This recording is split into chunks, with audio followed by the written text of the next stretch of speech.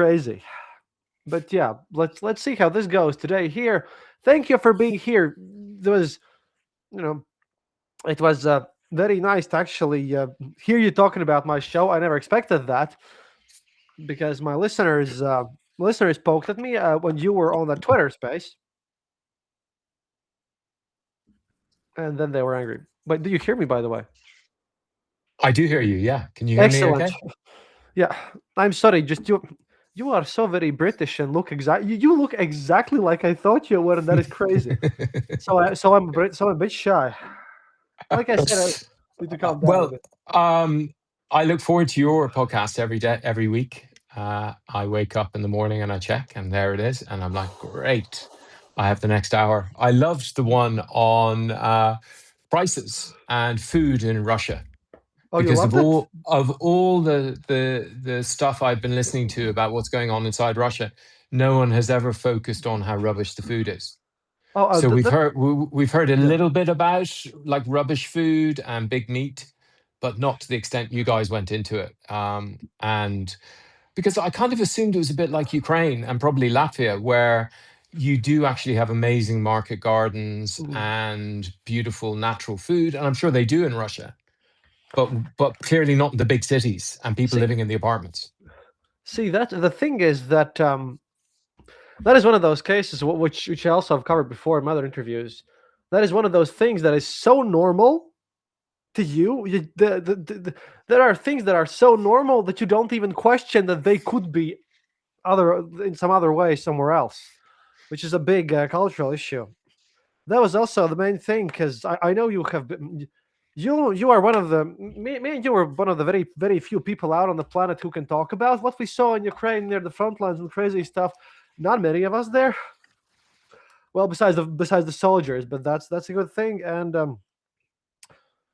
that also sort of leaves its own bizarre marks because I was arrested on the border with Transnistria too. All that mess, and things are just awkward. Even in Ukraine, when I was accidentally arrested, really for tiny little things, and they asked me to, pay a fine and then deliver us the document. Like they gave me and my crew €3 fine, like 114 hryvnia each. The problem is, we were staying in Odessa. We were told, yeah, and on Sunday you basically bring us back the documents to the border of Transnistria. First of all, we needed to find a bank that works there. It's just the cultural things. But I try to explain them because, yeah, a lot of this, you just hit a note there about the normalcy that people don't understand how this is like. What I again, the presso time is with all Eastern border. I have American listeners who ask me, "Hey, can maybe the Ukrainians try a bit harder, make a better PR advertisement for their fundraising?" And Ukrainians are like, they don't want to do. They have better things to do than make good movies, and that's also a misunderstanding. So Dynamo, not Shakhtar. Only Houston, only Dino. Yes, but I am a football fan. Sadly, my team got relegated this season. I'm I'm a, I'm sorry a to. I'm a miserable West Ham fan, which is sad. But uh, but this shirt is special because when they in the America tried to actually start to play football, yeah, this is something for you.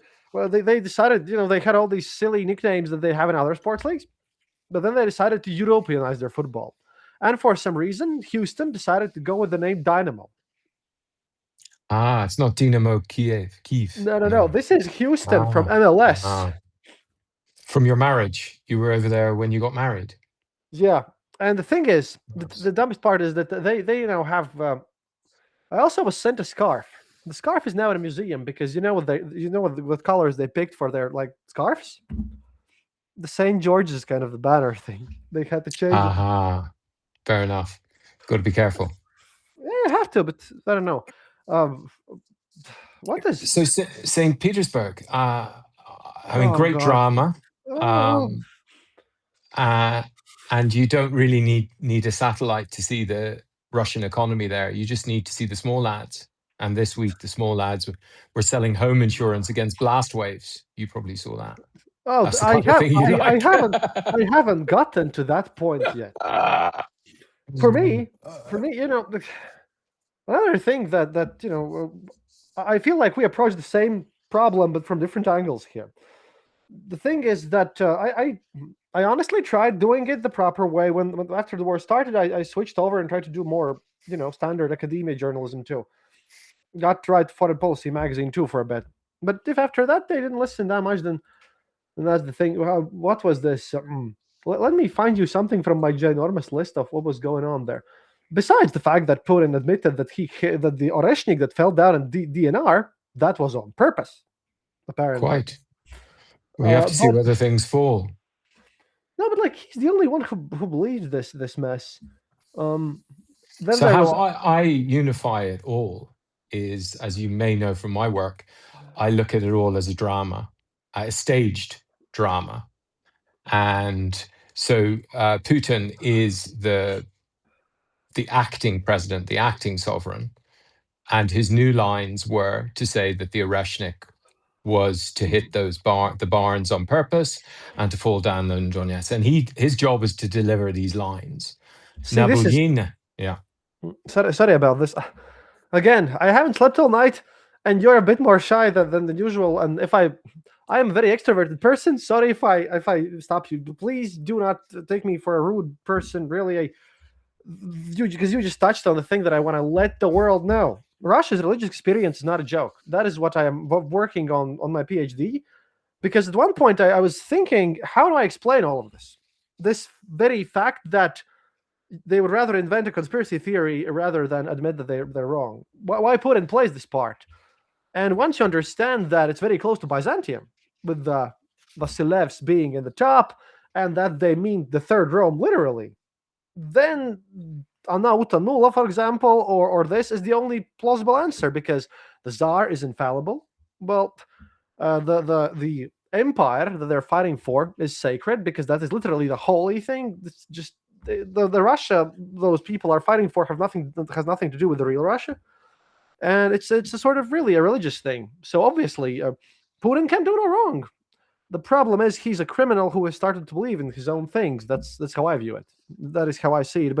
But previously, well, over here, there was this collective Putin.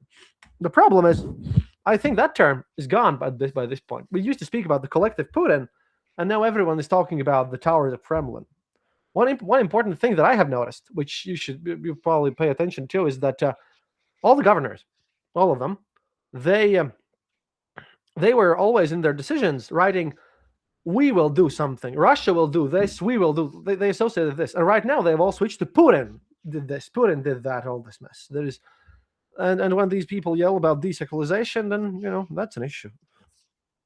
But what's your? By the way, I have one big question to you, which is a thing that I really try to poke at people, because I very much love and enjoy Mr. William Spaniel, and I know that he listens to you, and I know that he listens to most of my friends.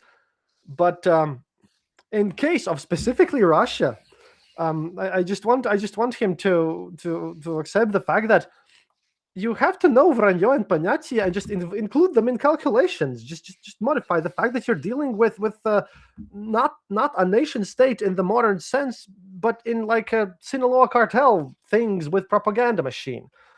And that changes a lot. And this is the hardest thing that I'm trying to get out there. That and the religious part. Because you deal with the mostly on the ground stuff. I deal with the cultural things, because oh boy, otherwise, Maxim Kalashnikov might get away when the whole mess ends and not get arrested. That would be silly. But okay, I've been talking a lot. What is your most painful thing that you want to get out there with the thing? I have my two messages that I want to get out to improve Western analytics, because, well, probably similar to you, I also have lost people that I knew personally in this war, and then when I get calls from Ukraine and they're complaining to me about why did this Westerner said something, bad or made a wrong decision, I sort of I'm not just the person that brings that our regional culture to West, but they also view me as the interpreter of the American and greater Western culture, and then I don't have anything to say to them, and I get annoyed. What's your big thing that you're doing here? What's your So vision? I discovered the Disinfolklore analytical method. I discovered the way the Russians communicate with us through the information spaces, through what I call Disinfolklore. And that's what I witnessed in Russia-occupied Luhansk. And I look at the regime's output as drama, a staged reality. And I ask one question: where does the name come apart from the substance? So in folklore, the name describes what you do, what Mockers does on Volya Radio, what a variety of people do. They create a mocking account of the actual reality, instanced by Kalashnikov or these other people. Disinfolklore, on the other hand, portrays itself as being true. So, but the substance is separate from the name, I and so the absurdity. When you look at the absurdity, I love when you look at the absurdity in your posts and your podcast, because the absurdity is where the truth leaks out. And so today we laugh and then we read the laughter.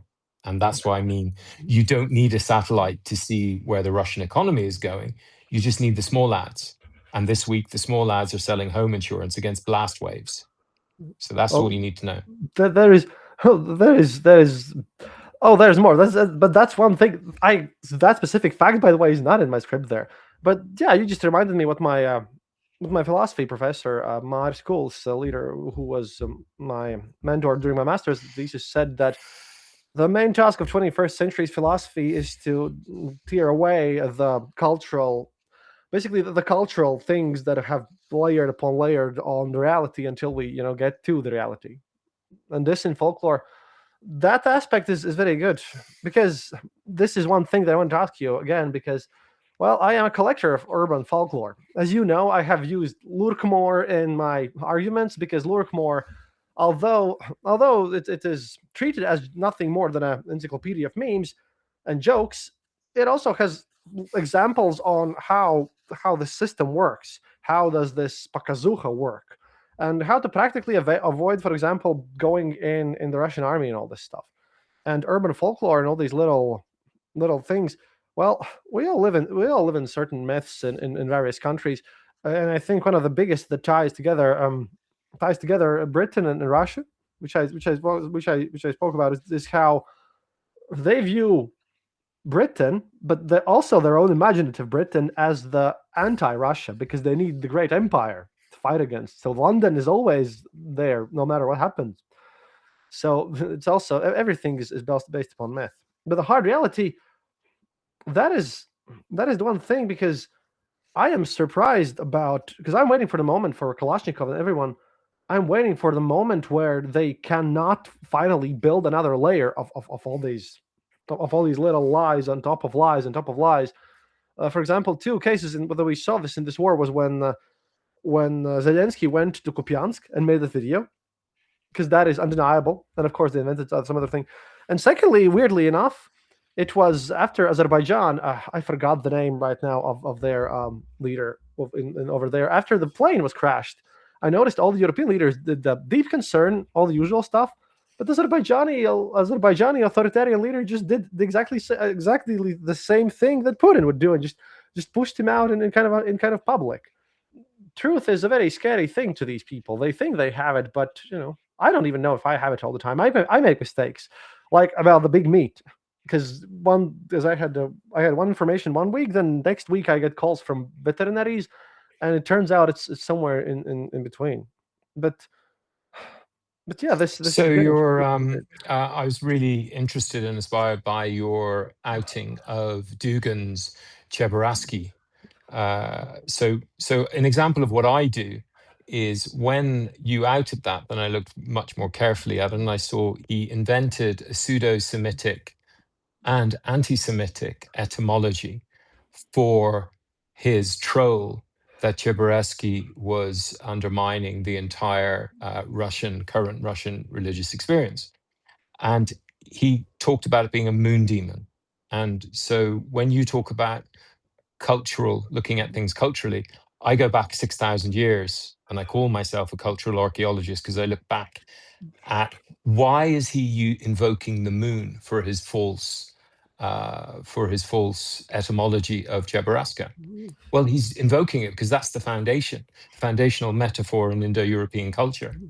And if you can understand why he is invoking the moon demon to justify the latest troll that the security services are promoting through him, who is acting as a philosopher, just as Putler is acting as a sovereign. So this is how Disinfolklore looks at them. Yeah, that is a role. Now, President Zelensky is acting as a president, but the difference, and you ask, so where is the truth? The truth is he got 72% of the vote. I monitored those elections. The OSCE and the Venice Commission certified them as being free and fair elections. So he's a rightful sovereign. Putler has never been properly elected. So even the actor Putler hasn't been elected properly. No, not even in 1999, because he killed 1 million Chechens in order to get elected. So the truth lies with President Zelensky actually in Kupiansk. And we know that because it was OSINT determined he was there, whereas the Ruskies were saying, oh, we're occupying Kupiansk. And so at every turn, we see President Zelensky and the Ukrainian army and the Ukrainian government doing their best to surface truth, which we, people like us, and OSINT people verify. But on the other hand, the Russians, it's Disinfolklore because it's a lie, and it's a verifiable lie. Whereas on the other hand, and so that's where I determine the truth is by assessing things. So we know Cheburashki, that etymology is false. He made it up. He appealed to the moon. I've got this project, Power of Mana, where I have demonstrated the link between the word for the moon of the first Indo-Europeans and many of these mana, this MN sound. So when that's how we call it in Latvian too, by the way. It's manus here. Well, when the Russian security services pay an actor to play the role of a philosopher, and have you ever heard of a paid philosopher with his beard being at an economic forum? Have you ever seen such a person at Davos? No. So this is the same as Putin, same as Surkov. These are actors. Surkov acts as a director in this organization, so they can keep on spinning this out forever until the realities of the battlefield stop it. No, the thing is that I agree with you there about this whole mythos part, and I would like to add about Putin. He not only has never been elected, he has never participated in actually any debates. He has never debated anyone, and he has never he's never done politics at all. At one point, in this sense, even Lukashenko has been elected once in 1984, but then Lukashenko built his own reality there with the Soviet Union. But Putin here, well, he when you mix an ex-KGB officer together with organized crime, you get this sort of thing. But currently, with their lies and everything, yeah, for me, the most interesting part is I have actually stopped worrying about the Vatnik believers, the Z Patriots inside Russia, but Kalashnikovs and all these people.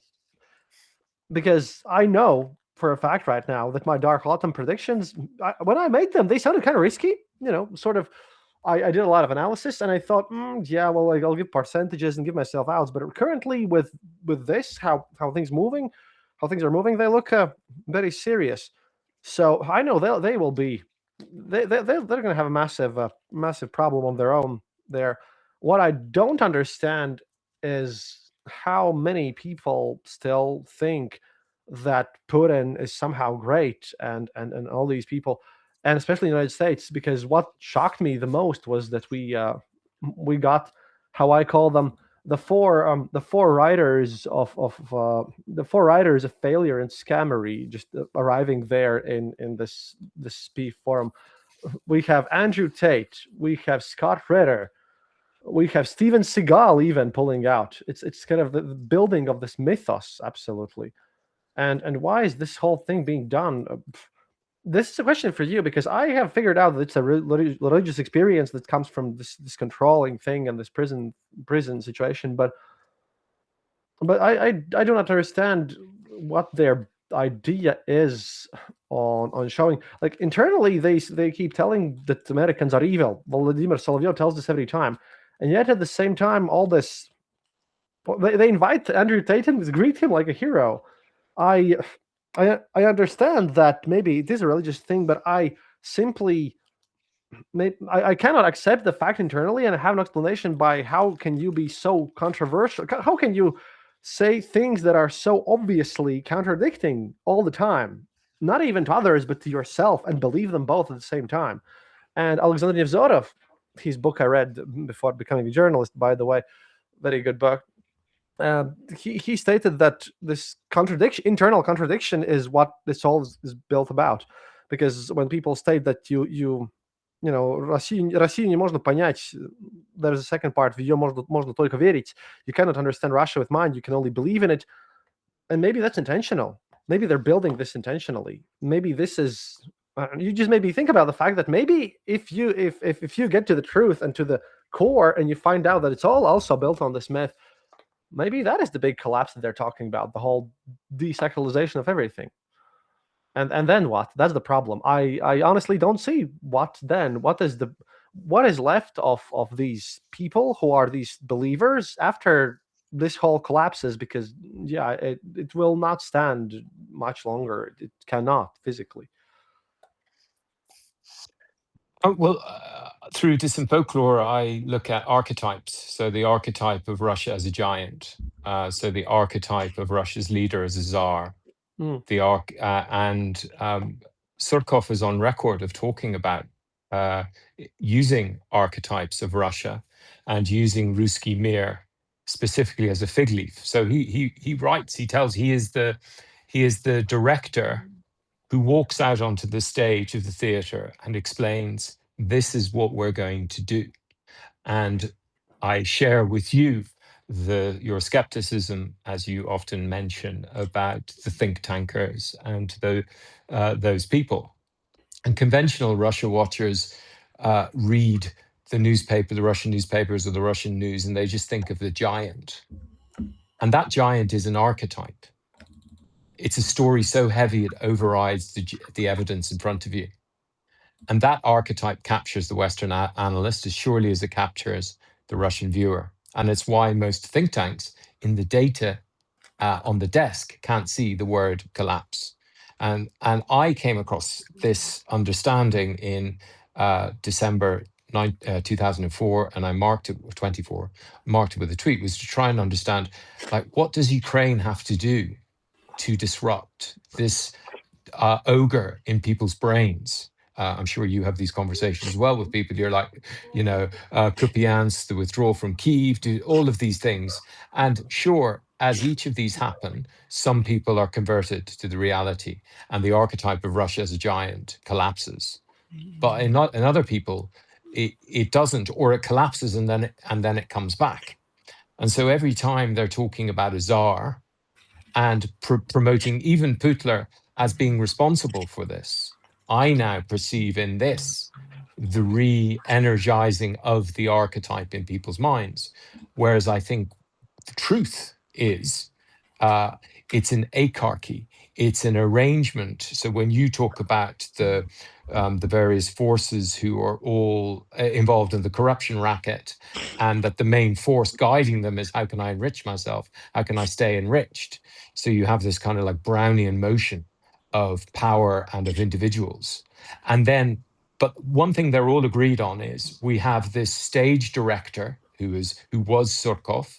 Now it's Ushikov, or whoever these characters are put up there. We have a staged philosopher who provides the alibi, the metaphysical alibi for murdering people between Lviv and the coast of Japan. So that's his job, and that's to provide a mental product to people to confuse them. And then you have this fake sovereign who plays the idea of the czar, who's photographed in front of the throne. And every time a Western analyst talks about Putin in this manner, or that Russians see him as a czar, they're actually re-energizing this archetype. But the truth of the matter is, it's run like in the same way that the church is run.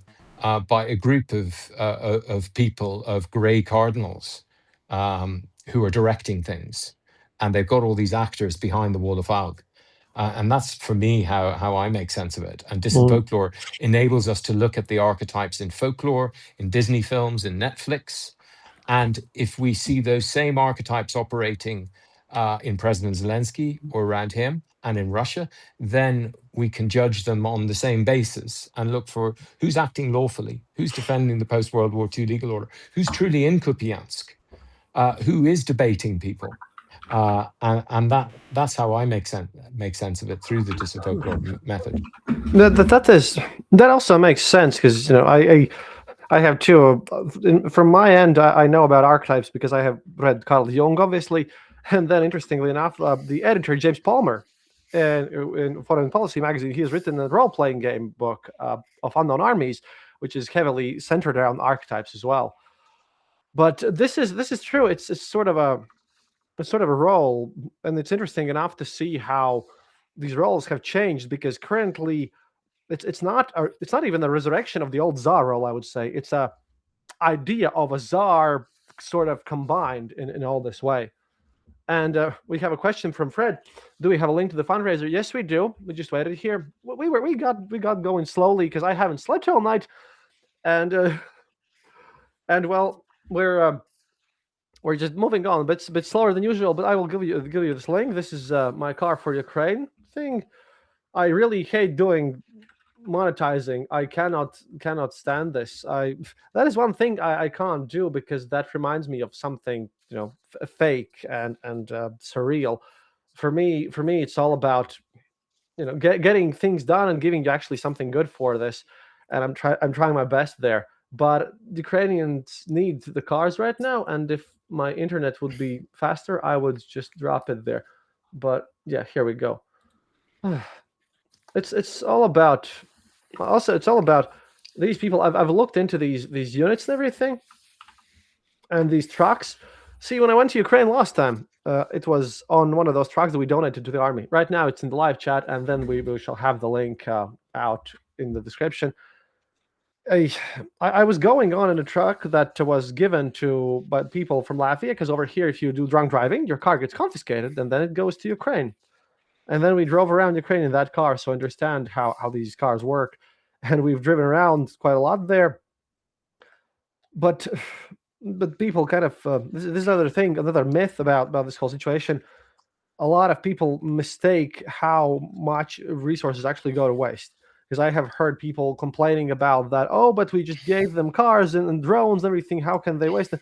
Yeah, but the drone is not Mavic. Those things break. Those things get damaged, and these people are, well, standing there and defending their own sovereignty, and to be honest, mine too, literally.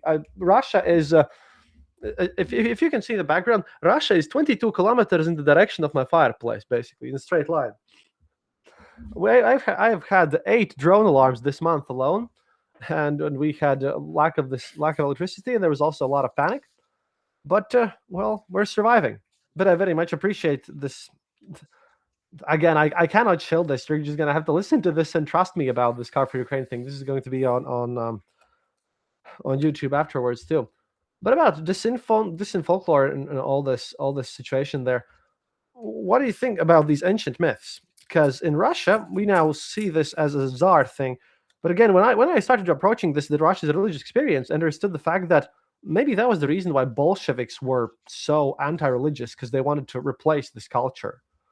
If you look at this, it's sort of this myth of divinity, and at the same time, we have a complete negation of everyone else's sovereignty. Not even Belarus and Ukraine is one thing, but recently, one of guests of Maxim Kalashnikov, the so-called China expert, he's a weird person. He has now published a book where he explains that Kazakhstan has never existed, and that Kazakhs are actually also invented by Lenin. Everything apparently was invented by Lenin, including the Soviet Union. And well, all this mess really. When I spoke with Alex from History Impossible on my show, he was also talking about all this ancient big philosophy stuff. And when he mentions Dugin and the theory of lost time and falsified history, that Charlemagne never existed and all this mess, it seemed funny at first. But the more you look at the states propaganda and states views, the more you understand that the only way how this makes sense is that you have to look deeper and see the meaning of what they're doing somewhere there. It's not in definitely a modern nation state atmosphere. And today also all these myths are just strange because I will, as usual, I will just open up Yuri Yevich's Telegram channel and see what new prayers and weird things and conspiracy theories have we gotten today. It's all a big I don't know, big mess that Well, really a lot of people see only the suffering and dying frontally. But to be honest, I think that there's going to be a lot of work involved after the war, even much more so than with Nazi Germany, with denazification after this, because I do not think it's actually going to be that easy, because Nazi ideology spawned then, and it was a product of that time, and it was what at that time 20 years old when it collapsed. Nazism wasn't that old. This Russian thing, if I start to think about this from a historical and philosophical perspective, if something that is so ancient is going to collapse, then yeah, I have no idea how we can organize something better over there in that place. well, I mean, I look at when they talk about things not existing.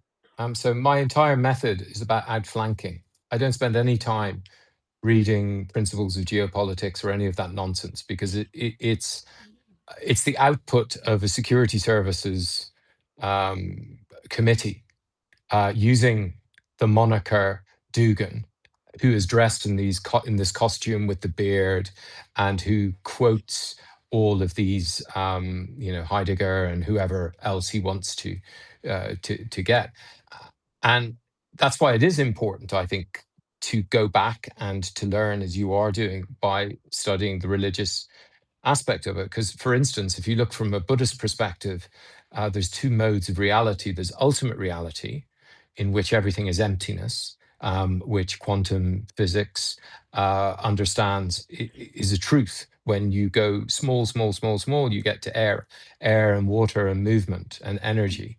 If you take a perspective from ultimate reality, nothing exists. Ukraine doesn't exist. Russia doesn't exist. I don't exist. I'm just moving lots of air and water moving around.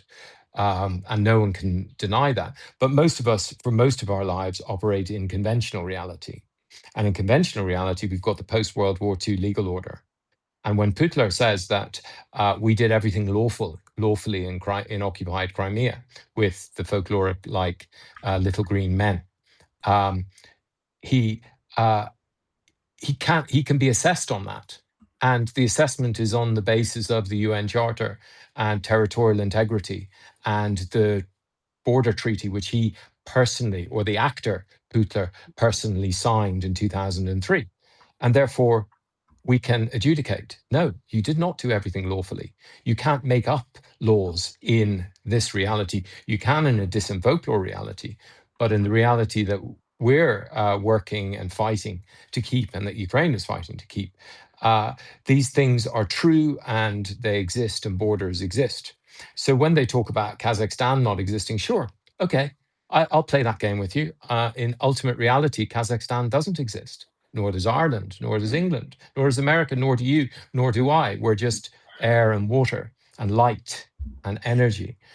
But if we're operating conventional reality, then we look to see, is Kazakhstan part of the United Nations? Is it recognized as a state using the criteria we use in international law? Yes, it does. And therefore, what this person is saying is tosh, it's rubbish, it's nonsense. And that's one of the geniuses of the NAFO thing. You pronounced this nonsense. And that was the serpent himself adjudicating the nonsense.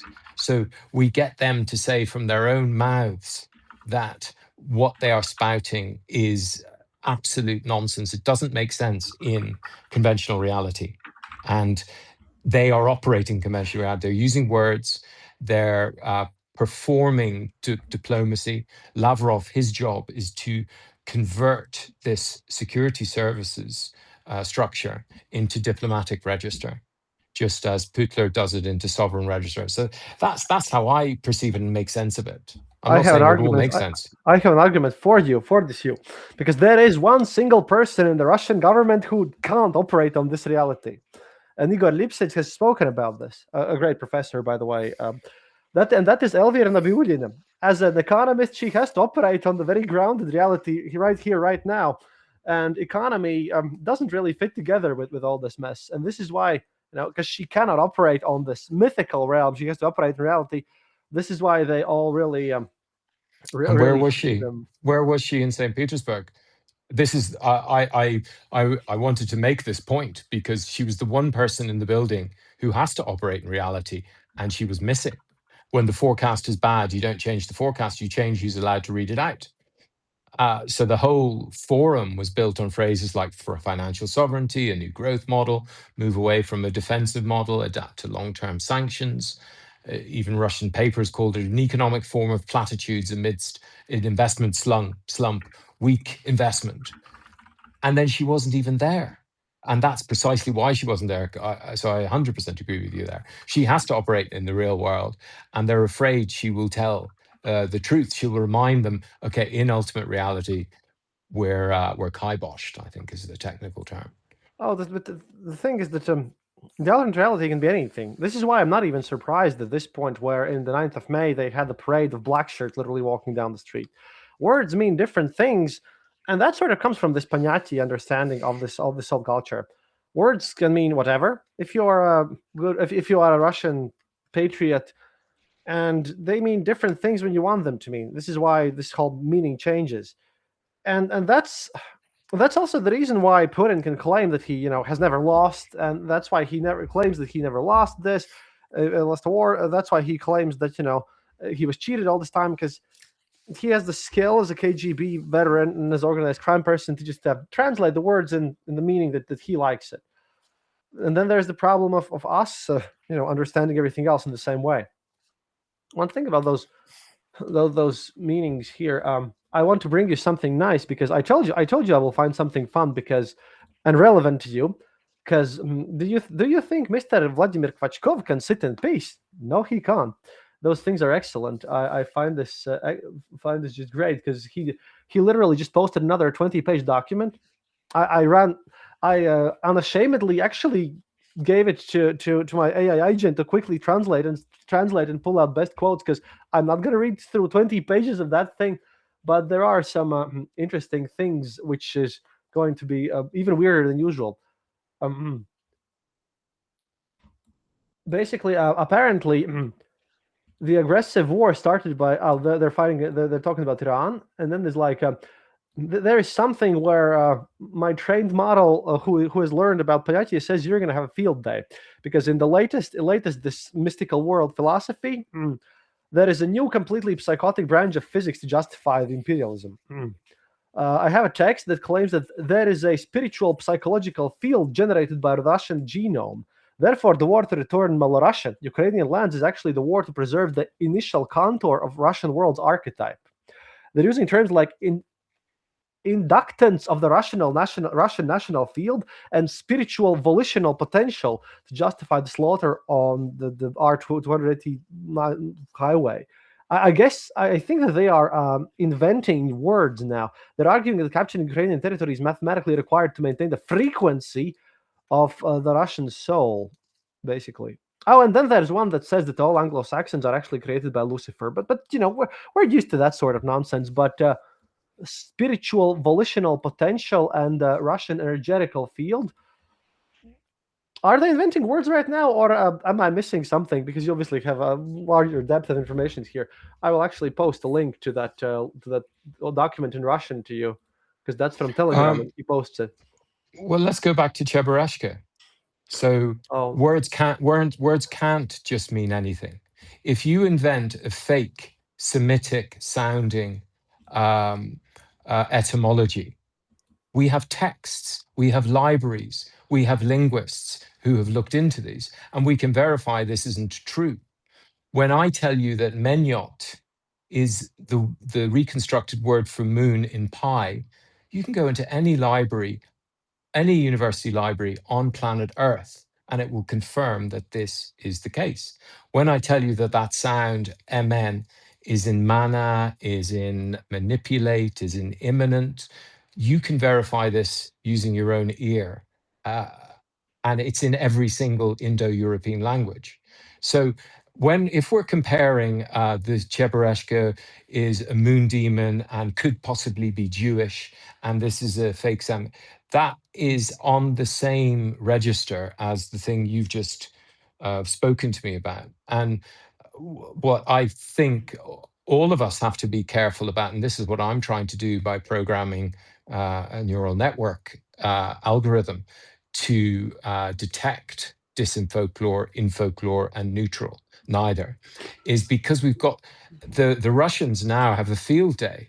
They can just feed this nonsense into, as you know, into a generative AI, and it will just come out with different versions of it to turn people's brains into soup.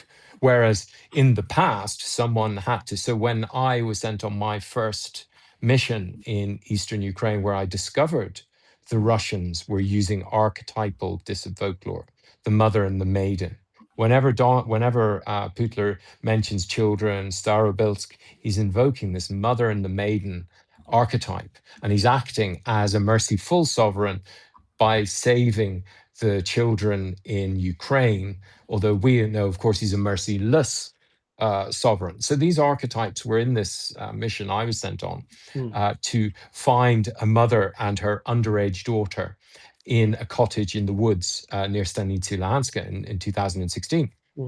And some of my colleagues, the moment they heard this tasking, they were like, let's go.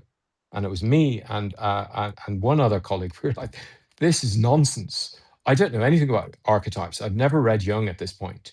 But what I did understand was the putting of the mother and the maiden into a story that had been told to my chain of command by the MGB, which itself was an archetype of the KGB security service that the Russians decided to use in occupied Luhansk. And my bosses sent me on this tasking with the rest of the crew. And as I was trying to push back and say, this sounds nonsense, can you give me the piece of paper?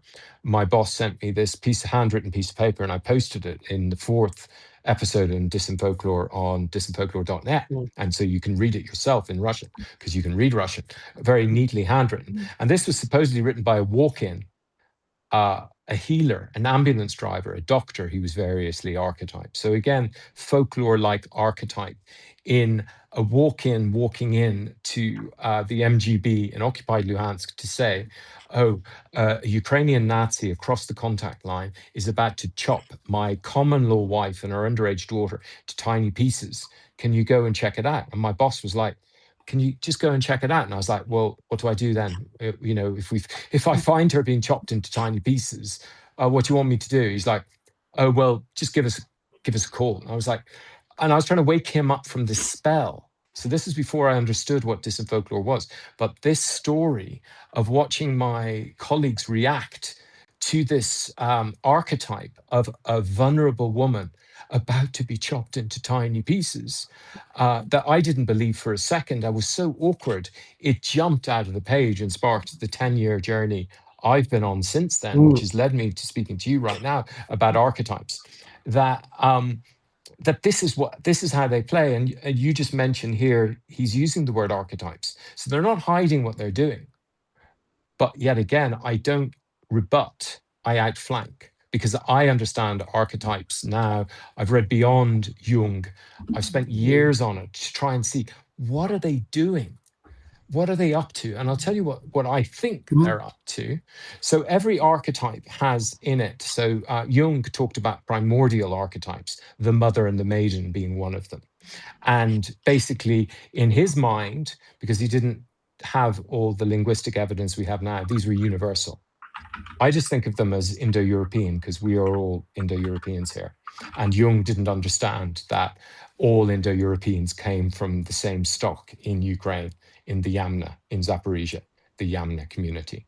And all living Indo-European languages emanate from this one community of Yamna. They lived there about 6,000 years ago. And so all I'll say is that in Indo-European cognition, mother and children, mother and maiden, have this special connection with our emotional register. And every time you hear Putler talking about children, or President Zelensky talking about children, that our heartstrings are opened up. But we know that Putler has forcibly transferred verified 20,000 children, killed their parents, forcibly transferred them against the laws of war and the Genocide Convention. Whereas I am convinced that President Zelensky does the best he can to preserve Ukrainian children's lives. And that's how I adjudicate on that. But when Putler is talking about the children in Starobilsk, this is exactly the same troll that launched me on my journey to discover Disinfolklore, which is certain people, when they hear this, they'll immediately get into your patrol vehicle. I worked with army and police people. They were immediately triggered to go and help this vulnerable woman. They didn't think for a second, okay, this is pretty implausible. This entire setup is implausible. But that is the archetype that they're using to hack people's consent. And I have something to add to this, especially in our age of large language models. See, once you notice the fact that on all the data that those models have, there's a human interpretation layer. Some humans sat down and poked button and told this AI what is what. Like, this is a picture of a cat. Click all this mess. They have this layer on top of this, and the layer on top of it is just as it's trained for those very same archetypes. For example, when I need, because my subject matter, as I have to cover a lot of things, often involves me going beyond the regular safety limits, and I don't hack anything. What I found out is that I have a folder with my pictures from Ukraine, which I took, and then I just throw in 10 pictures in the chat and say, "Oh, I feel sad today about all this thing. Can you please help me out?"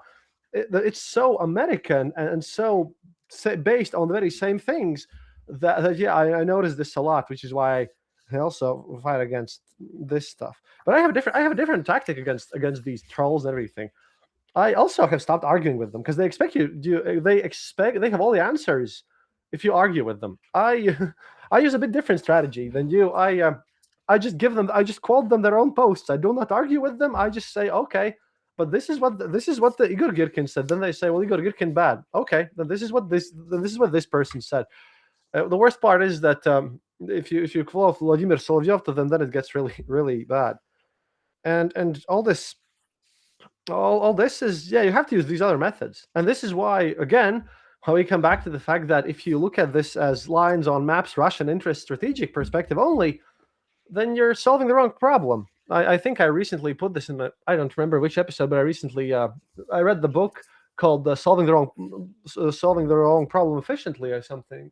I bought it in the thrift store, and it was clearly about the fact that, well, they're putting armor where the holes are instead of survival bias and all that.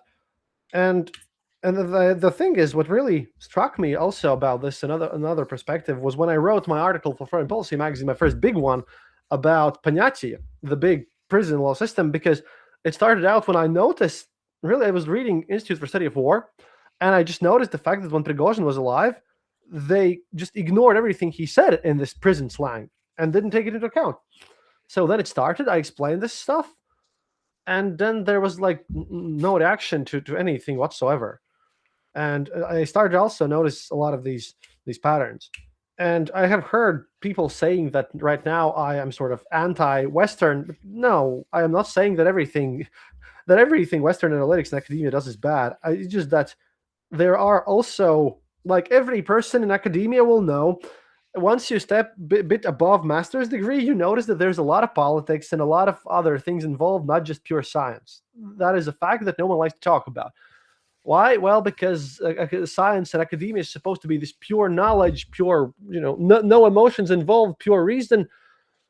But that is not the case. And this time, well, if it wouldn't be for people dying, people suffering, and this wouldn't be so serious, I wouldn't be bringing this one up. I have no hatred towards academia. In fact, I'm working on my PhD because I figured out that's the only way how I can get people like very respected game theory professor William Spaniel. He's very good at this, though. He can predict a lot of things in civilized world very normally. Nothing against him. Well, that's the only way how I can get him to read to actually understand what I say. And that has also led to another thing, which I try to explain, that a lot of colleagues were complaining that Western journalists have very limited access. For example, when the Kursk offensive happened, in a lot of those situations, Ukrainians also don't want to talk with Western media that much. And in a lot of cases, well, as I've been there and I have seen Western colleagues taking interviews with soldiers, they talk with me and I speak Russian, and they talk to me in one certain language, and then they have to switch to English, so they have a translator, and then I hear the translator just not much, but saying things a bit more polite, a bit nicer, all the stuff, but they add up. They add up a lot, and I've noticed this when I was in it was like 2023. I was on the Telegraph podcast about the Ukraine, and there we argued. I think I had opinions about what Russian soldiers think and their morale or something, and I don't remember the honorable gentleman there who argued against me, but he was a British man who had lived in Moscow for a while. And he said that, well, I have spoken with some people in Moscow, and they contradict your information. And I don't remember what it was, but it was certainly something where I legitimately asked him, well, look, you are a Westerner. I am not a Westerner. People tell me though some things that they will never tell you, only because of translation stuff. And also because still here in our region, we have this post-Soviet mentality where in the 90s, for example, all of my parents' generation, they viewed British and Americans and everyone from the West as some sort of superhuman. They also had this aura of invincibility. And that stayed in a lot of matters, which is why, for example, when New York Times writes some nonsense, then it sort of plays, it really leaves a bad stain on everyone else. And I don't think that we will achieve anything and go anywhere without kind of a mutual understanding of this. These miscommunication errors, and like you said, getting to the truth, well, it seems to me that we're approaching the same problem, but from different perspectives, really, and just in a different type of way. And yeah, on my show about folklore specifically, war is also about a lot of these folkloric things. And the biggest issue is, I hope that you've also noticed the myth that they have built around World War II. Because I really thought about why. I remember in my childhood, up until 2008, I think, there was this, even my grandparents, one of whom was conscripted by the Red Army, other one was conscripted by the Wehrmacht, he built roads. And they always sat down and said, "Главное, чтобы не было войны." The main thing is that there would be no war. And at one point it shifted to we can repeat this. And then I started thinking about what can they repeat? And then I understood that it also is one of those things with two meanings. Everyone else on the 8th of May has a Memorial Day because it was a massive tragedy for everyone involved. But I start to understand that in Putin's Russia, they're celebrating a military victory that brought them to the greatest extent and expanded their great empire thing. It's another big thing, and they lie to this in such huge amounts. And the worst part is that, I don't know how you feel about this, but the facts are out there. It's not like me and you we are not some fringe people who invent things out of thin air. You can show things, you can have evidence, and you can show this. You can all show all this mess. But at one point, what really made me sort of try and work on my podcast first, and then academia second, is the fact that sometimes you encounter just outright, not knowing, but not unwillingness to learn a bit, unwillingness to accept some new information, which was a bit confusing for me. I don't know. Have you experienced this? Because when it comes to specifically Russian things, yeah, I almost burned out trying to reach out and explain a bit to more mainstream sources, and that was very painful and took a huge toll on me, especially with all this. But I saw this. I should do this. What is the hardest challenge to you in Disinfolklore? I mean, it's easier for you because, well, you're a native English speaker, and you are much more polite and quiet than I am, and much more proper in a way. So that's, and I'm also still nervous. That's my Soviet brain thinking right now. But so it must be a bit easier for you. But how do you approach the situation? Because again, and I want to finish with an example. I read Ivan Filipov, this person who does the same thing as me, just only in Russian. He also collects these Z Patriot messages and texts. And he was in Britain and gave a lecture to military officers in UK. And when he tried to explain to them that no, it's like the inefficiency and corruption is not a bug, it's a feature, he explained it that it shocked a lot of people. And I don't know. I think that is the important part that we have to deal with. It's just that sometimes, I live through all of this. I have seen all these things. I have a lot of information. Sometimes I even forget where these misconceptions lie. What is the actual picture in the heads of say Western people about all this stuff? Long and complex question, but yeah, I hope that you can answer. Yeah, well, I really liked what you did with the Cheborowski meme, because from my perspective, all you to undermine and to destroy the idea that Dugin is a genuine philosopher on the lines of Heidegger or someone like that.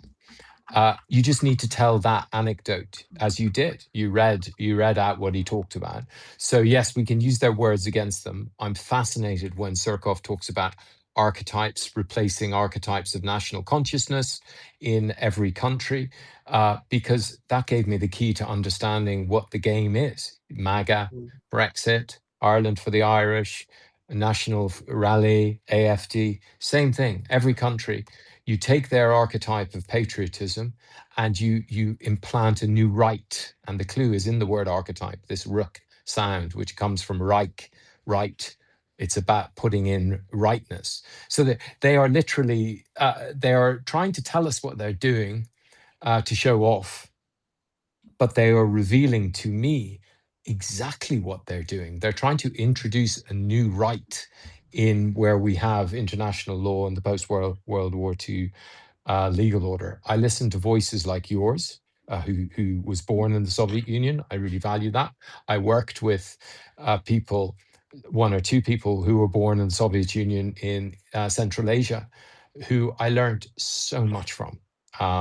Yeah, I worked with a lot of other people who were born in the Soviet Union and in the Western, who were Western military, NATO, army, police, whatever. Who I learned different things from them. But what I was particularly interested was learning about how to see, as I did through your food episode and through everything you talk about. And I hope you've perceived a difference in how most people, certainly in the pro-Ukraine space, including in the Daily Telegraph, because I very reluctantly listen to its podcast every now and again.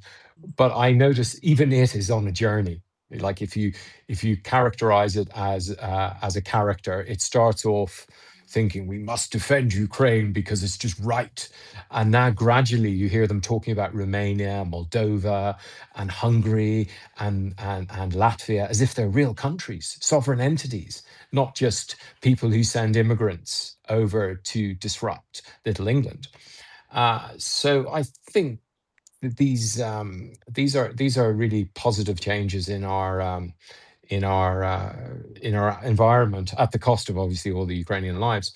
But essentially, yes, I've come across that a lot, and this is where I came up with this expression in December. I tweeted it immediately, December 2024, which was for me was a huge breakthrough.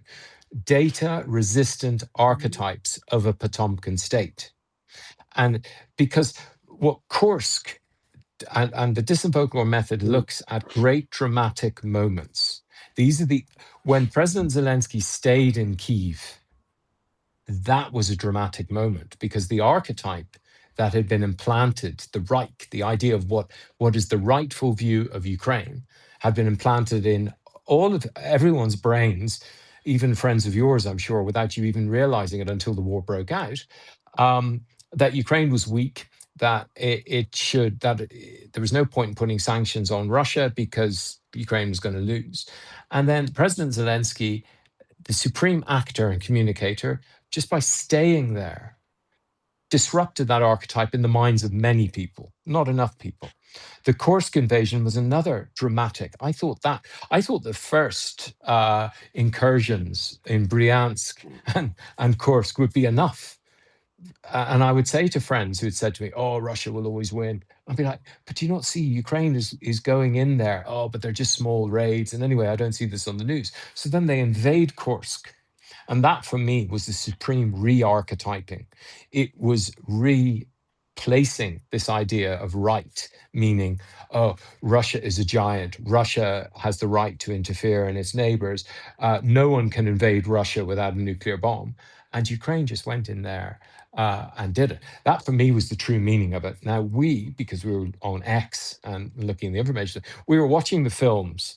I didn't need a London Times journalist who spent 10 years in Moscow and then at the end writes a book about, oh, why I left Moscow and all the times Putler persecuted me. That for me, for instance, is a complete red flag. Whenever I hear anyone mention that they're a fear for their lives or Putin doesn't like me or I'm on the hit list, I just think all 42 million Ukrainians, I think of my colleagues in Eastern Ukraine on the front line for years on end in bulletproof vests. And these people sitting in a fine office in Moscow selling the idea that Putin is, they're on Putin's hit list as a reason to believe them. But with the Kursk thing, just the act of the invasion was enough for me to re-archetype. But that question is what drives me in all my work, is to understand why, if I say to a friend, look, Medvedev, as I understand it, his name means honey seeker. Is that right? That's right in Russian. Medvedev, honey Yeah. seeker. And honey seeker, honey watcher, one who spots honey, one who something of spots that sort. honey. And don't poke the bear, which is for me archetypal Disinfolklore and the most important Disinfolklore meme there's ever been, because what it does is invoke this ancient wisdom from the steppe. Beware of this bear. And when this meme was first explained to me by a senior retired American officer in Eastern Ukraine, and I said, "What does it mean?" He just uses a refrain, "Don't poke the bear." And I was like, "What does that mean?" And he said, "Oh, this is what we say when we're talking about Russia. Just don't poke it." And when he told me this, I did have this sense of folk wisdom from the U.S. military being passed to me. And I remember the time and the place near the Mir Hotel again, going back to your peace archetype, where peace means war. So everyone wants peace, but what the peace actually means is annihilating. We can only have peace when the other community is annihilated. So when you speak to, as I did in Eastern Ukraine, the babushka, they want peace. I'm thinking, oh, peace, peace. The hotel I lived in for a year in Severodonetsk was called the Mir Hotel. Mere community measure in Ukrainian. And this meme, this archetype was absolutely everywhere. I'm sure every town between Lviv and the coast of Japan has a Mir Street, just as it has a Gogol Street or a Lenin Street. So they embed these archetypes in people's minds and then drop in new content. And Surkov tells us what he's doing. This guy that you were just reading, he's telling us what he's doing, or the AI is telling it what the AI. He has programmed the LLM to spit out these words like archetypes because this is what he hears from Surkov and co. And the only way we can combat them is obviously Ukraine on the battlefield. That's numero one, but also in the information space. From my perspective, do what you did to Dugan. You make him seem ridiculous. You've never heard Heidegger undermine a cartoon that Soviet children loved. Who is a typical character you would create in any culture, where you want children to grow up thinking, it doesn't matter how smart I am, how good looking I am, how rich I am, I'll be loved anyway. And that's what they're trying brutally to undermine and insert a new Reich in it. But you also, as I try to do, is outflank them by understanding where they're coming from. This Eurasianism troll, looking at it historically, listening to the Central Asian voices or people like yourself who were born in the Soviet Union say, actually, this was not a merciful sovereign. this was, I mean, it was wonderful hearing your wife talk about the bread in Belarus, because you think, what can go wrong with bread? It's just flour and water. It must be really simple. But no, they put in all this plastic stuff now. Um, and that's how you disrupt the archetypes, I think. Well, Um, it is true. Yeah, and I before we move on, two things I would like to remind you that we have a fundraiser going on. I posted a link up there, and then I have my link to my episode 0 Day Ivory Tower. Because if you listen, if you sit down and actually use all the stuff to help you translate, because a lot of text and you get this, but there's a prompt that makes LLMs slightly more smarter about the situation. One thing, though, the biggest myth that I found, which I also know because of my wife, is, well, they have succeeded in Belarus to an extent which we don't see in Ukraine.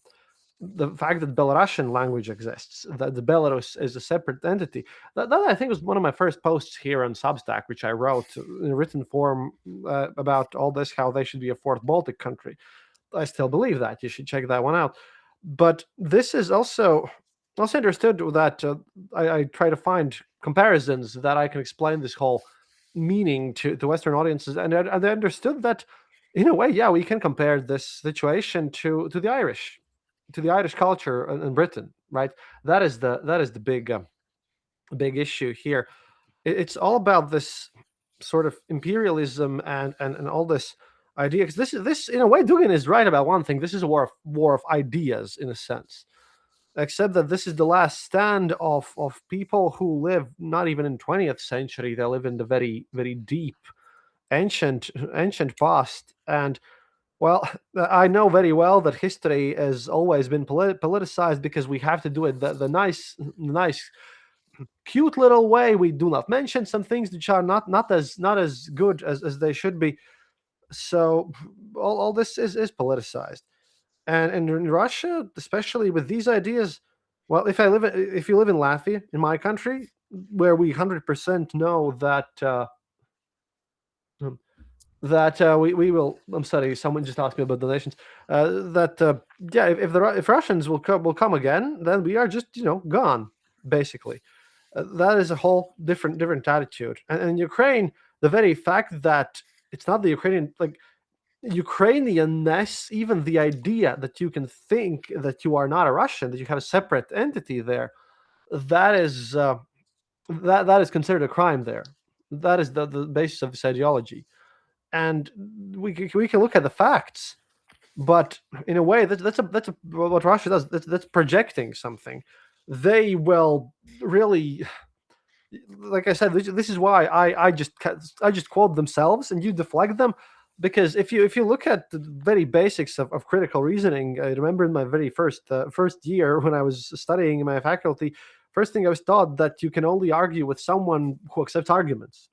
You cannot argue with someone who is a fundamentalist. You cannot argue against faith. You cannot argue. Well, in a sense, if someone disagrees with the very premises, then they cannot they cannot do this. And the same thing is what was painful for me is that they speak about these children that Ukrainians supposedly killed. The problem is that even Igor Girkin stated that not all of this is so simple, because they just do their own perfidy all the time.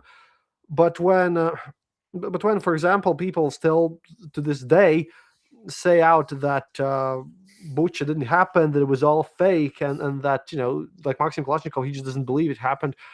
That sort of also boils my blood here. And the problem is that you cannot counter argue such religious beliefs. This is why I call them orthodox ISIS, because at one point you understand that, well, in a way, we spoke about this with my wife, and that was supposed to be the next episode. In a way, honest Taliban or ISIS, they at least follow, or whatever they do, revolutionary guard in Iran, they at least follow Islam. That's a radical form of Islam, but it's still Islam. But what currently is going on with this Russia as a religious experience, over here we have a lot of whole believers here and a lot of Orthodox people in Latvia as well. And those people are among the calmest, most structured. They're not bad people at all, and they do not like the Orthodox, whatever Mr. Gunjaev has done with the situation over there. It's just that it's gotten to the point where lies and this religious attitude and this myth making has intertwined so much that even the religion that they claim is the one true one that they fundamentally believe, even they know, because there's a lot of people around them and they can see it, that it's based on a lie.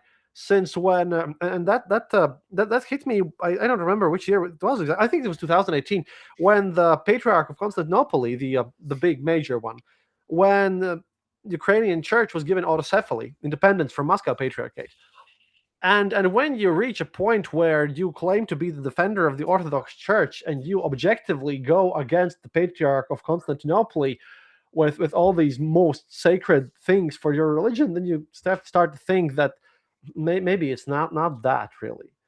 And again, what I really know is that these ideals, well, they will be replaced by something. Economy is going to take its toll. Economy is just too far gone.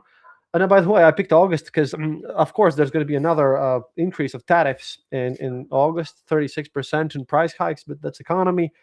But after this religious belief collapses, after this happens, I'm really afraid that they're going to go and switch. A lot of them are just instead of trying to build their lives anew and trying to find something, they're just going to switch radicalisms, because it's really easy to switch from one radical belief to another radical belief because this rational barrier in your brain, it's collapsed in a sense. So I'm afraid of that part. But yeah, like I said, a lot of things to talk to you about, because again, these are very important questions that I rarely get to analyze to such an extent here. But just in a sense, those myths, I'm just happy that I know that those myths can be moved aside pretty easily, since after all, well, I remember how my grandfather, when he was still alive, he managed to be a part of the Soviet delegation to the United States when he was in the Soviet in the 70s. And I saw not even photographs, but what is this in Latvian? The diapositive, the little things like the glass little panes that you put in the projector, and then it shows pictures on the wall. And he had they had a whole evening where everyone in my family came over just to drink a single can of Coca-Cola, and it was drunk from little shot glasses, and there was this reverence too. And in a way, this reverence towards everything in the West also had been stuck around for a while. Because again, in the 90s, I remember that I made like one of my early episodes about McDonald's. When the first McDonald's opened, it was also seen as some sort of a miracle, and now it's sort of lost its charm here, because we've gotten closer to that. But yeah, myths play a huge role. And again, one thing that is interesting is that at least Ukrainians know what they're fighting for. But at one point, when we move away, where these myths, well, are still strong, and why they are tied to military defeats, is because if you have a rational reason, any rational argument for what benefit or economic gain for Russia this war was started, there are like even the goals of the war were abstract, completely abstract and non-material. If you don't have any material goals that you can achieve, that and no one knows what exactly they're dying there for, then it becomes sort of this holy religious war. But that's a gamble, because if when Russia gets some defeats, and especially like now, if things are going bad, then this is why I believe there's going to be a civil war there, because well, if Russia loses this war, then this is tied to their religious faith, and then that collapses the whole faith. And here I would like to compare it to one of my favorite ancient stories, which I found out from I think Ukraine Without Hype person, Anthony Barthaway. He told me this about the messianic the great messiah of Judaism, who was related to the Polish-Lithuanian Commonwealth, who was this person in Ottoman Empire, who was this crazy sort of messianic figure, and then he switched sides and turncoat, and then that sort of caused a disruption there. And that is, I think, one of the closest situations by watching that part of history. I think the whole system is going to collapse internally on that sort of note, more than on a political note. But yeah, so sorry for this. I think it wasn't coherent, but again, haven't slept all night. And sir, you really made me think about all these philosophical myths and look at my own work in another perspective. And I hope you don't mind about this. I hope at least I can do some thought provoking to you as well here. So on the literally the day before President Zelensky's election, I visited a village on right bank in Zaporizhia, Oh, and I was shown around. This was when I was working for the OSC as a monitoring officer, and my niche there was to go around meeting the Hromada leaders, because I discovered by accident this same story pattern by meeting a few heads of villages, and they I noticed this pattern where they were telling me, and this is again the same. You would probably have more insight into this than the average Westerner, because of growing up in the Soviet Union. But they would tell me about how they had just been able to put in street lighting and repave the streets and redo the Palace of Culture and the kindergarten.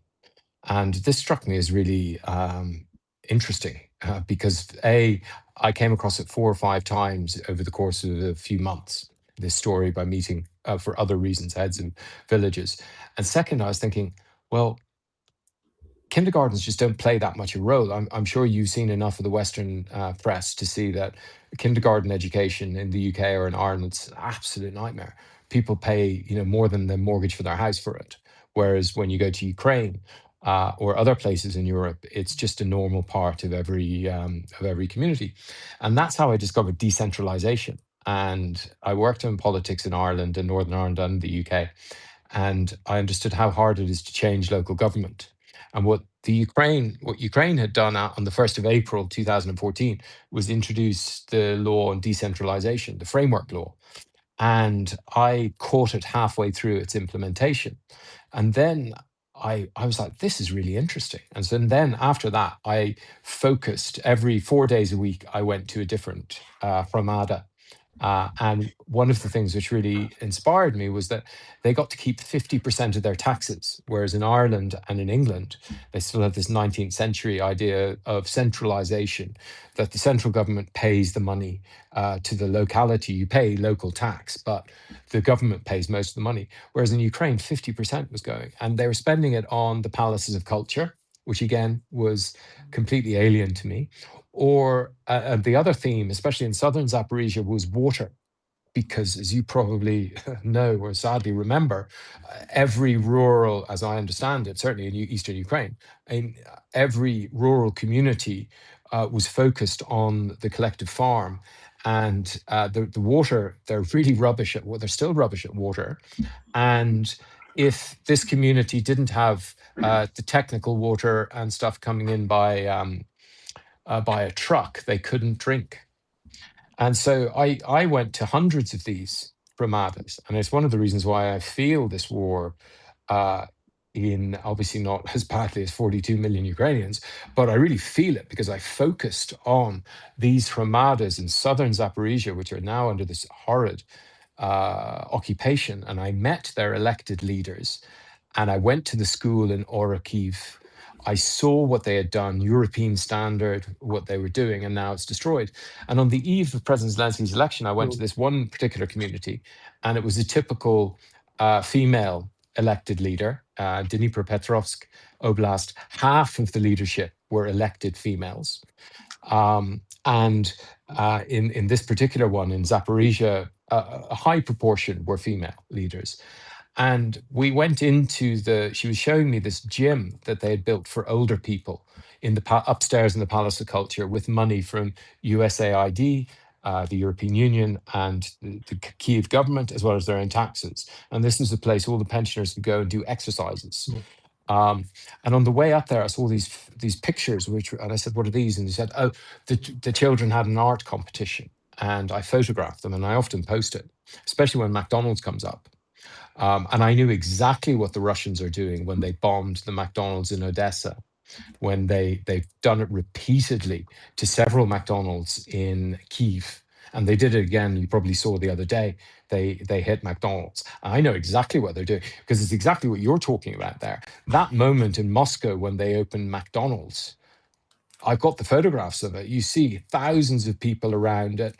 It's a symbolic moment. It's not just about hamburgers, it's a refutation of the archetype that people like Jeffrey Sachs are today trying to sell, which is, oh, the West never loved us. They never did anything.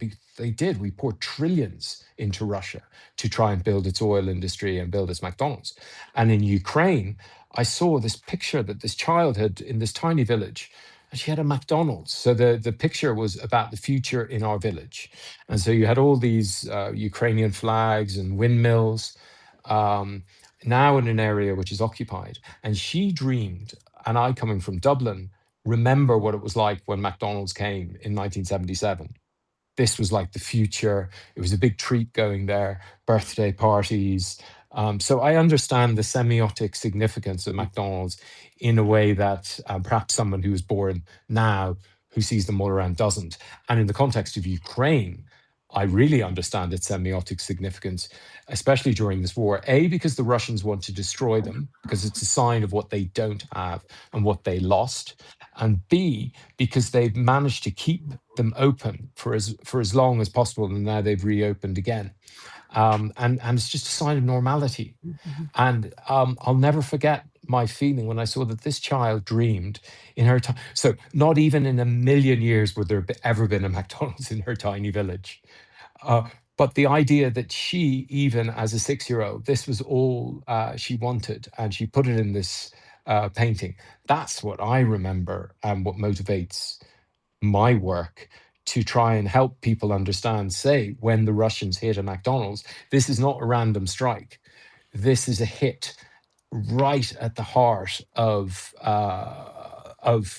Ukrainian normality and the attempt of decent people to aspire to something different. And yeah. I think to me, I have a similar study, which I've told multiple times, but I have this understanding.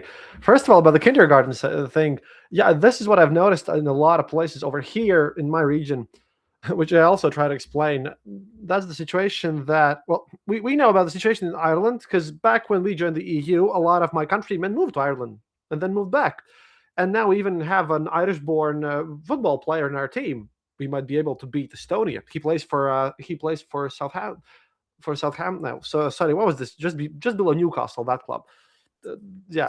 He's defender. So a lot of people moved now. They've moved back, but in general, over here, a lot of people see they don't know that you pay a lot more for healthcare and all this stuff, and a lot of people just don't know these prices, which is why I have started doing these episodes where I compare this. But to me, the biggest shock happened where I was. I think that was in my early days when I was just doing Soviet history, and I went and talked with some students. Through it was online. It was pre-COVID. Still, I forgot, but I just got a question that still has it's sitting in my head, which is so absurd that I cannot even begin to explain it properly. I was generally asked the question, well, okay, but how much did it cost to order the pizza delivery to your home in the Soviet Union? And that's a fractally wrong question. So then I started understanding this that it's not that, it's just Soviet Union did not produce toilet paper outside of hotels. That's another interesting situation. And over here, this also has tied into our culture. For example, a thing that everyone loves from the West is that over here, at least in Latvia and in Lithuania as well, I don't know if it's anywhere else, but at least over here, the silvery duct tape, that's called MacGyver tape, because that came from that TV program.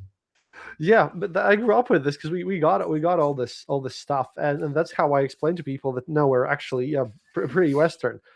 But in Ukraine, I've also noticed this, because Ukraine in a way reminds me how we were back in 2004. You see all these monetary exchanges, you don't trust your own currency. And one thing though, and that is not to throw shade at Ukrainians in any way or form, I just found it slightly weird, but that is also typical. The fact that that it was, for example, is considered cool and the proper thing to do, where if you go to a food place and they give you these latex gloves to eat. And I understand if you go and eat at some custom burger place with those smash burgers or something that's dirty or messy. But when I was in Mykolaiv, and that was a tiny little cafe, and then I order kind of one of those small pizzas and something, and then I'm given those latex gloves that at the same time it's still the old type of bathroom. That was a bit silly, but I understand why they're doing this, because that also gives them hope. The fact that this sort of reinforces their own identity. And a lot of situations, I know what happened here, and the process is slow, and why, for example, I'm afraid of our own populists here in Latvia, because if progress is slow, then you tend to not notice it, and it's not always very quick, because this is what I warned Ukrainians about, is that first thing that's going to go, well, I hope it's better now, first thing that's going to go is the fact that you can pay off your traffic cop. The traffic cops whom you can't like bribe for a bit of money, those are gone. Well, that ended in while I was there. So Now, when they reformed the local the traffic police. So literally, that happened in the summer of 2015. also Um, also also I noticed this stamp culture, which I noticed. Everything needs to be stamped in a way. And one thing where Ukraine really, I think that, which is a positive there when we're talking about ideas, is in a way trust culture, which I've noticed here lately, but didn't notice in my childhood. Because you see, in the Soviet Union, you always had to be wary about the KGB reporters. Someone was always like the informant. And when I was in Ukraine, back then we already had like self checkouts at grocery stores. And only then I noticed that we have, in Ukraine, especially as a foreigner, they mistrust me. They always look at you sometimes as if you're about to scam them. Well, when dealing with people with a little bit of power, not with everyday people, but I don't know how to put this better. People who have a little bit of power, they really like to use it in wrong places, and that sort of thing. But those are problems that I see that we also had, and that sort of just will move out culturally.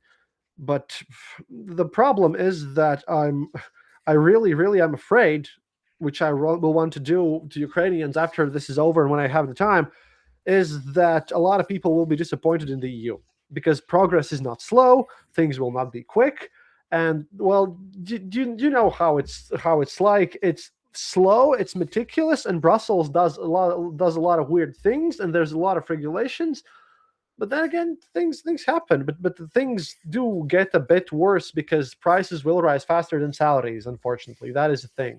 That is why 2008 crisis also hit it. And I'm afraid of, if we're talking about things that I'm afraid that are not directly Russia related, that if we make the same mistake as the West, well, sort of did in the 90s of abandoning parts of Eastern Europe. Well, there was a lot of stuff involved, but there was miscontrol, mismatch, and miscommunication in a way, and a lot of people felt betrayed, mostly because by proxy. I really wouldn't want to see Ukraine after this war go back and start believing this fact that, as one of the biggest myths that these Z patriots are saying, that, oh, the West doesn't care about Ukraine. It's just, they're going to fight until the last Ukrainian, all this mess. I'm really afraid that we need to focus, and even after the war ends, we need to keep explaining to Westerners about what not to do, and to just not to expect instant adherence to all the bureaucracy, and understand how European Union functions. And I understood that this is important because for the first time in my life in Ukraine, as a Latvian, I've always felt like, my show is called Eastern Border. I live here, and I've always felt a bit, not exactly Westerner when I go to, say, France, Germany. I haven't been to Ireland, sadly, but UK, all these places. And during this war, I think on my third trip there in Ukraine, for the first time ever, I was called a Westerner by Ukrainians who stated that you made it quicker and earlier, and that made me feel very weird about this. So I That's guess very funny. I noticed that recently, actually. A Romanian friend described herself as a Westerner, and I thought that is amazing. Now you are a Westerner, and now you're self-identifying as such. And that, it's partly to do with the Ukraine war. I'm not afraid that Ukraine will get impatient because they've had such a baptism of fire through this absolute carnival of disappointments under Biden, where all of us were hoping there's some master plan, and then the same thing under Donald, and now they've become self-sufficient, so that their relationship with even with Britain and the Daily Telegraph is what is peer to peer. And I think Ukrainians can sense that. Certainly, the people in power can sense that. We're in no way um, separate from them in any way, shape, or form. So it was a fear I used to had Russia won and the West let Ukraine down. But now, since Ukraine will win mainly using its own technology, then they will be able to look eye to eye with Westerners. And even your story about I never once encountered that in Ukraine. I have encountered it recently in the former Soviet Union, where you're given these gloves to eat your hamburger with. I never, not in 7 years of eating at restaurants in Ukraine, every night almost, never once. And I suspect what's going on there is they think that is a Western thing. So I had this landlady in Dnipro who had this view. We talk about archetypes, the archetype of Russia as a giant. Her view of the European Union was of this madly efficient place where if something went wrong with my washing machine, like literally she would go around to every master in the city and force him under gunpoint to come and fix my machine because that was European standard. And whenever there was a problem, she responded to it because she had this archetype of the EU being this place which we living in the EU understand it isn't a perfect place. Um, and I think Ukrainians will be disabused of that due to all of these disappointments. Almost every country, apart from Denmark, the Baltic states, that's it. Every single country has let them down repeatedly throughout the entire war, except they've said something, their leader has said something, they didn't deliver when they said they'd deliver, they elected some monster, they caused pain to Ukrainians, and I don't think I haven't caught any moment when any of the Baltic states or Denmark have done that, but everyone else is on my hit list. So I think Ukrainians will, as European Union citizens, they will look eye to eye, and then everyone else in Central Europe as well has come of age. That's why I love the Daily Telegraph story of how they seem to now have noticed that sovereign states were all unity and diversity, basically, and we're all equal. See, over here in the Baltics, we have a very strong understanding, very cultural one, since time immemorial, that if we hadn't joined NATO, we would be in place of Ukraine right now, without a doubt, just 100%. So, and then that's, and also we are pre-Ukraine happened. We, like, if you remember, we were the big meanies who always are ready to conquer everything, right? Well, we're used to this stuff. What I don't really get is that. What I don't really get is that still I'm afraid of these people who have emigrated from Russia, who don't live in Russia right now, who can eat all these, who don't have to eat this category de meat, right? And they see all this mess. And in Latvia, for example, we had a huge issue with those very same grandmas who didn't need to learn Latvian for a while, and well, we really gave them second chances for such a long time that it was a big catastrophe when we had to deport them. However, the big issue was that back in 2000 and I think 10, just after the 2008 crisis, Russia ran an ad campaign in our public transportation, where back then you could retire, where basically they said, well, if you were born in the Soviet Union, you can just come and get a Russian citizenship now. And literally, it was done just so people could retire 5 years earlier, and at that point, their pensions were higher. So that is what, like, and when they speak about all these Russians, ethnic Russians here, well, a lot of them come from this because they didn't really. A lot of them moved away, and the situation was getting a lot better. But currently, when they're talking about these people, well, it's because of that project, and when that happened, it also crazy. But I wanted to show you one practical thing, which is also necessary. This is my little practical FPV drone thingy, which is a misunderstanding, which you'll understand because I have argued about this on Blue Sky too with military people. I was a bit angry because I don't remember. Again, I think it was someone from Britain because there seemed to be a lot of British people around. But a British professor of some sort of military science argued that if Ukrainians had more artillery shells, then they wouldn't be flying around with drones. Now, since I have learned how to fly with these things, I understand that, well, this is a different weapons system, basically. And the very fact that up until today, in every NATO Ukrainian combined training, Ukrainians win. Well, I really hope that things are going to move upward here. Over here in Latvia, there's about 50 of us, and we're doing our best. Yeah, to teach people how to fly these things, but it's a bit difficult. But I really would like to, I hope that we're going to learn at some point, because again, we have finally a question from Canada that Russia needs a revolution, but they're not ready and everything. See, Russia want to have a traditional revolution. It cannot have a revolution, because to have a revolution, you have to have a political goal. And Russia's goal, there is no Russian political identity. It is a purely religious one. And the big thing about this, why I keep telling people that it's just like the British Empire, just land based, is the fact that, well, this is easier explained to American audiences. They're mostly Americans who listen to my show.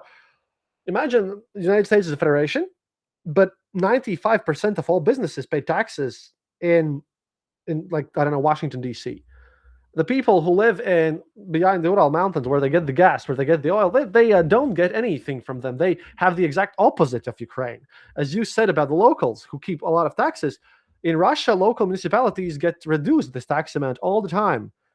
Everything is super centralized. This is why, by the way, it's a very weird thing about the Ukrainians and why they dislike the language so much. And still, why a lot of them are very want to claim that there is an accent. See, there's a lot of accents in every other language. In English, there's like insane amounts of them. Even Latvian has a few. Hell, we have our internal Latgalian, which is arguably its own language here. But if you've noticed, in Russian, there is only the Ukrainian accent and Belarusian one, the southern one.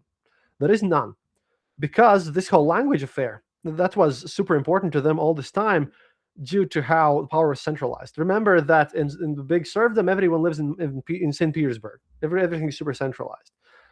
Accents are a part of regional identities. If you wipe them out, then you have this big, massive mass. That is the fact why why this language question is so important. Because Russia is. See, this is why also, for example, when my wife, who's a linguist, and other people from this area, when they make mistake when talking in English, like I do at the beginning, right? Because English is sometimes weird, because I did not know that colonel is pronounced that way because there is no R in that word. They immediately apologize, because in Russian culture, traditionally, they are super sticklers for grammar and for speaking and writing in this one specific way. And this language part is very important. That is a massive part of the culture, which is why Russification happened.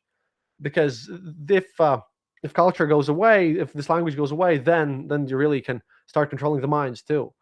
And this is what happened with Belarusians. And think about also, which I like to compare it. Think about Ireland and what the English did. They really have learned a lot from this fact. It's a weird comparison, but that is the most closest historical analogy that I can understand here. And with this language stuff, and they at the same time, they claim that everyone else is a fascist, and they attack Ukraine and also Latvia about Russian language schools and everything. But Russia has no state-funded schools in Tatar language, no state Chechen schools, nothing. And in Chechnya, well, they argue that there are too many Muslims in Moscow, even though they have conquered the Muslims, and the Muslims tried to leave multiple times. And then, they didn't go. So it's just this imperial mindset. The colonies are out there.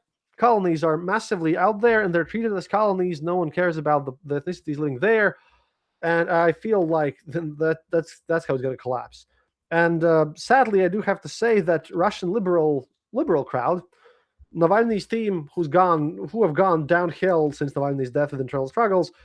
Yeah, I'll tell you honestly, that's going to be a bit of a popcorn for me when the Cologne royalists arrive back in Moscow and try to win honest elections. That is also going to be a mess. And then there's going to be Belarus and a lot of messes, because Ukraine, well, now we can see finally, at least I have some progress here, because currently I see that Russia cannot last for another year. But that doesn't mean a region is going to get more safe in any way or form. There's going to be a lot of chaos and a lot of trouble, and we live in horribly interesting times. And I think that Disinfolklore will be very, very useful. I hope to actually go and finish my own academia stuff after this, but it's important to also explain to the West that it's not going to be, it is not going to be like something which is just gone in an instant, because Ukraine war, basically, to me at least, how I see it, and you can argue about this. To me, this war escalated what should have happened in 1981, because Soviet Union didn't collapse until the end. It remained in the zombie state, and it just lasted and pushed through. But right now there are so many things that will definitely happen, because, well, Transnistria, Central Asian conflicts, a lot of stuff. This is not going to be a peaceful time for our region.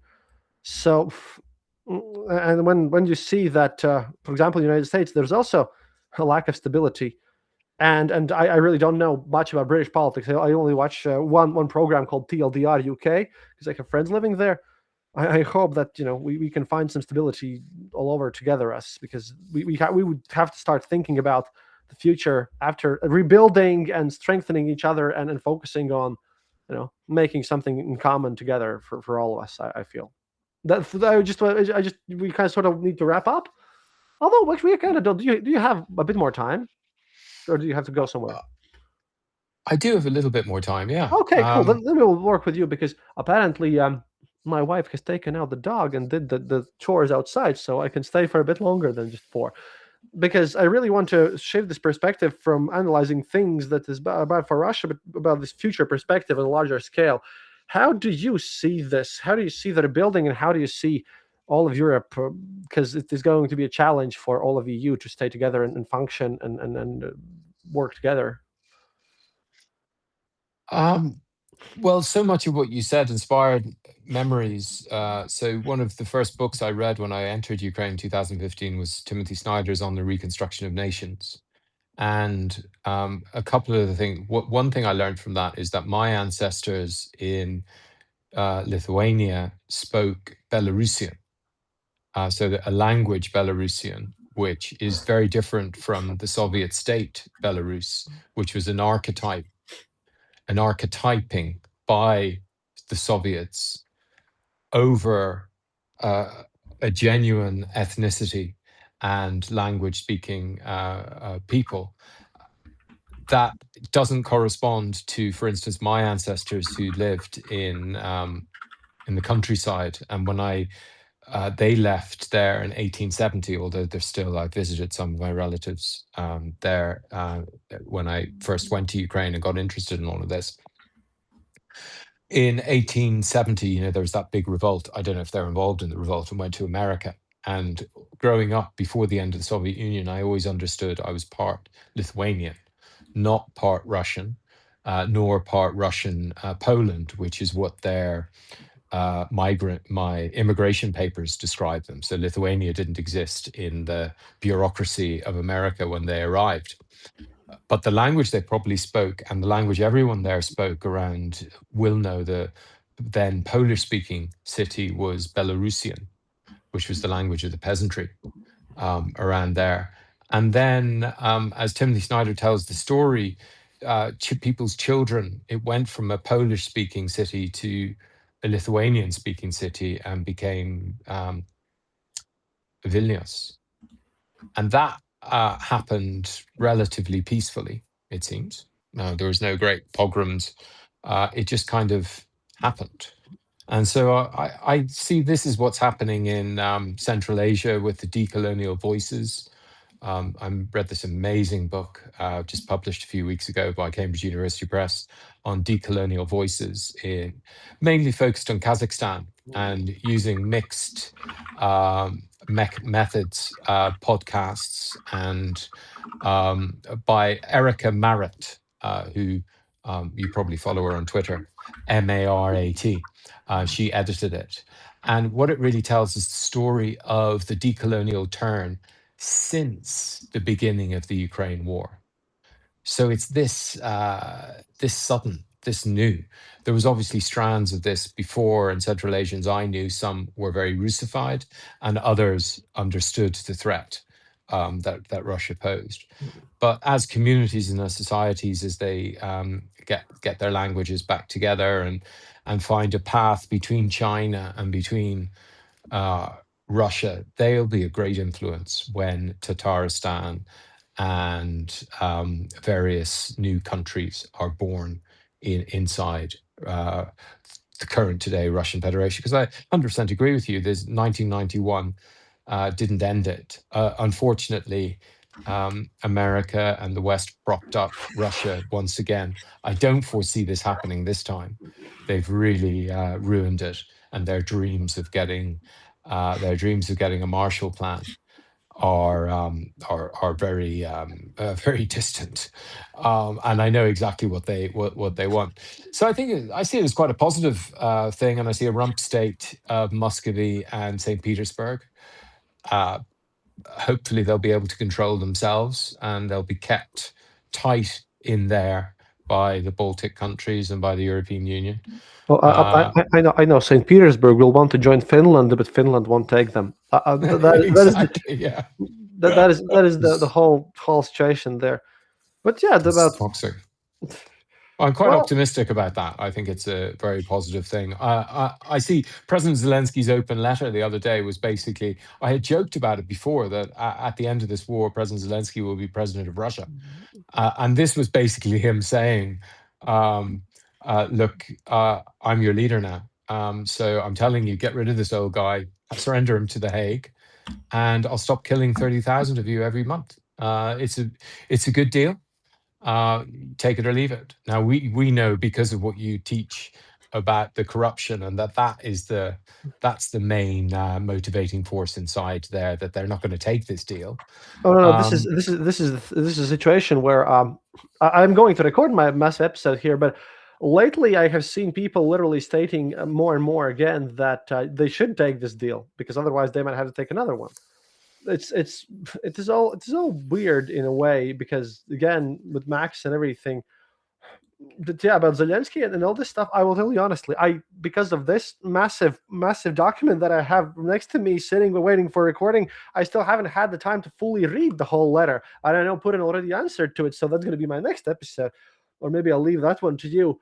But all this mess Well, with Putin, save yourself the time. I'm going to perform the service on Wednesday, and I'll post it on Thursday morning. I've already written it, a podcast on the letter and President Zelensky's reply to it, so that you can, if you want to listen to that, that will save you having to read it.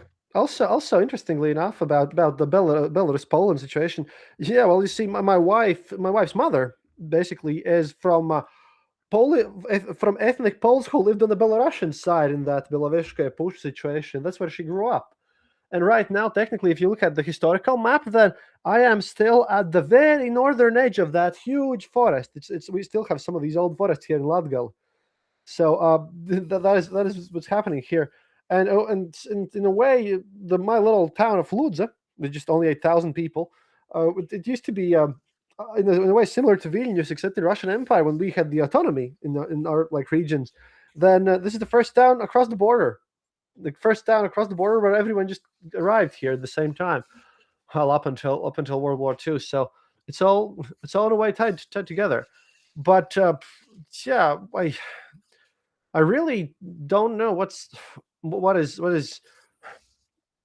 really don't want is when I can guarantee that when August starts, there's going to be a lot of people who are going to be very surprised, who are going to say they don't know, they didn't notice anything, and I really honestly at this point do not think that even if Russia mysteriously tomorrow, basically aliens arrive and they conquer all of Ukraine and just instantly, right? Even that doesn't save them anymore, and it just because the mess is gone to the point where I looked at the food situation. Like you said, by the way, Evit did not like that episode at all. She said it wasn't very structured because normally I would speak about other things, and Evit is very shy in this area. But this is what you notice in these whole protests and situations, and the corruption there. Every time I spot that someone is stealing and such, it just keeps going and going. And the fact that in the fifth year of this war, nothing has changed, and they're finally run out of their reserves. And I'm gonna have mentioned here in my next episode. I found another joke. These ads where they trick people into signing the contract to the army. I have a brand new one. Urgent position of a security guard in a forest hospital. Decent offer, not a scam. Oh, you've convinced me. A forest. That sounds lovely. What can go wrong in a forest? Yeah, that means I'm not going to go to the front. I'll be fine. It'll just be a couple bears I'll have to deal with, and it's in a forest, so there won't be that many people to deal with. It'll be a pretty easy job. What, $2,000 a month? Brilliant. Love it. One thing though that is going to happen definitely, because I need to talk about this here, since again things I can't put on the show because Ukrainians and Belarusians asked me not to. Well, I can't give you a source here, but there's a massive. I'm really serious about the fact that Abtiologinov and the Chechens are planning on something. I don't know if it's Abtiologinov himself. I go by the feeling that if you have at least 3 brain cells, you cannot possibly be friendly to Ramzan Kadyrov because no one is. And I feel like they're going to do something. And secondly, the whole smuggling of what the Abtiologinov and Battalion Akhmat and other groups sit on is a massive weapons smuggling business to Russia. The very same Panyatia are going to get even more important because they still have they pre-war had in the very same Buryati as other regions the AUE movement, which I have to go back and make in my Panyatia series on YouTube, which basically meant that they were regions so depressive that they instantly understood that, well, you're going to go to prison anyway one day. Might as well, start living by the code while you're, in high school. And that's getting stronger because if previously, everyone who wanted to join this army, what's left in prisons right now? I can tell you the red prisons, as they used to be, they're gone. Everyone who was in the government-controlled prison, they've all been sent to the front lines. Right now, prison population in Russia is 100% black, like 100% Bratva controlled. We're getting scam calls in Eastern Europe all this time. There's going to be a massive wave of organized crime, definitely. And that's going to be messy. And we will need to do something about this because, again, if you remember how Putin came to power, he always claims he solved the problem of the organized crime. He just centralized it. The fact that Lay Cooperative Ozera, that's a cooperative. It's an organized group. All of the people in this group are criminals by international law. A lot of them involved in war crimes. All of them have ties to 90s organized crime groups, and all of this. And yet we still somehow do not call that an organized crime group because that would be impolite. Because, well, legally speaking, they're not. That is what I don't understand really. And they will be splitting up this situation. And I'm just.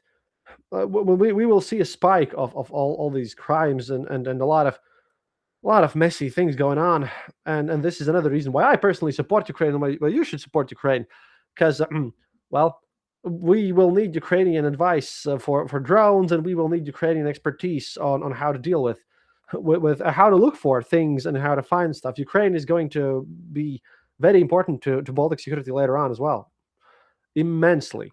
Because again, nothing unless we want to suffer through a massive crime wave.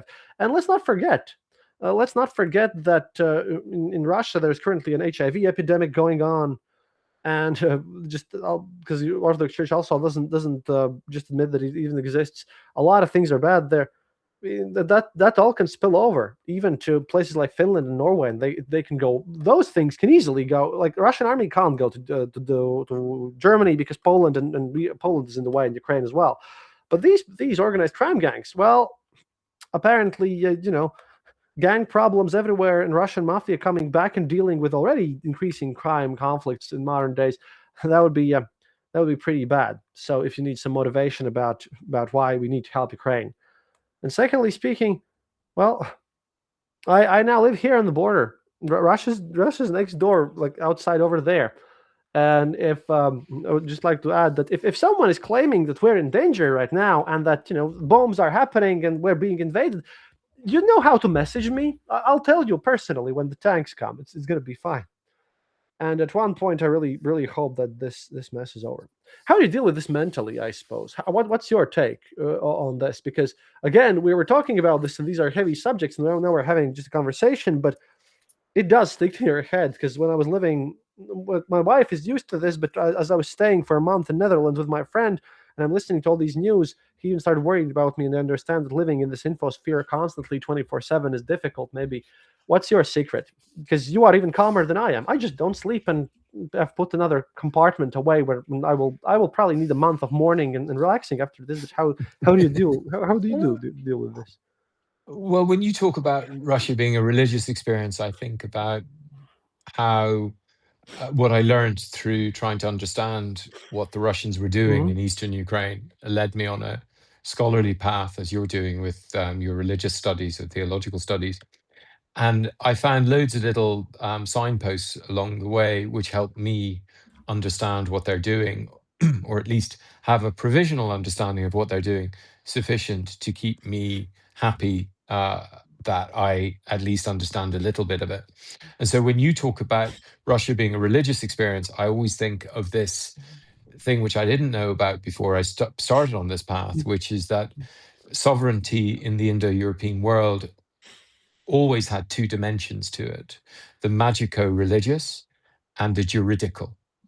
And this was discovered by the French mythologist Georges Dumézil in the 1930s, where he had this moment of insight that these three archetypes are the fundamental archetypes in the Indo European mind. And this is how we organize our communities according to sovereignty, security, and prosperity. And in India, you've got the Brahmin, the Kshetri, the soldiers, and then you have the peasantry, the farmer class. So we have these different classes. But when you talk about Russia being a religious experience, what Putler and indeed Donald, how they're different from President Zelensky as an individual, but also from Ukraine as a state, is they govern solely in the magico religious.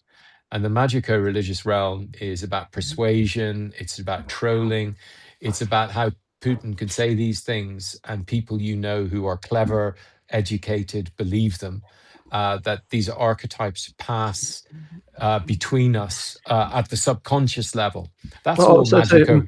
I just want to add. Can then continue. I can show that I can really show this to you because I kind of skipped over this because of a lot of news. But when King George, sorry, King Charles, sorry, I missed out there. King, when the king visited Congress, that was the most important thing in the Russians and Patriots fear for a couple of days, and then even Igor Girkin started figuring out what hidden orders London has given out to this because of a royal magical superpower. Well, it's even in the word majesty, and this is all connected to magus, which in the early Greek sources, which are our first written down sources of this idea, goes, Goes. 'Cause I looked into this because it kept on popping up. Magistrate in English law in every county. These are all remnants of this aspect of Indo-European sovereignty. The Goes were first in Herodotus and Aeschylus's plays and Herodotus's history, nation with strange powers, like Ukraine, a nation with a strange power, like America used to be, like Russia used to be. But it is a troll. It's a front. It's a mystique.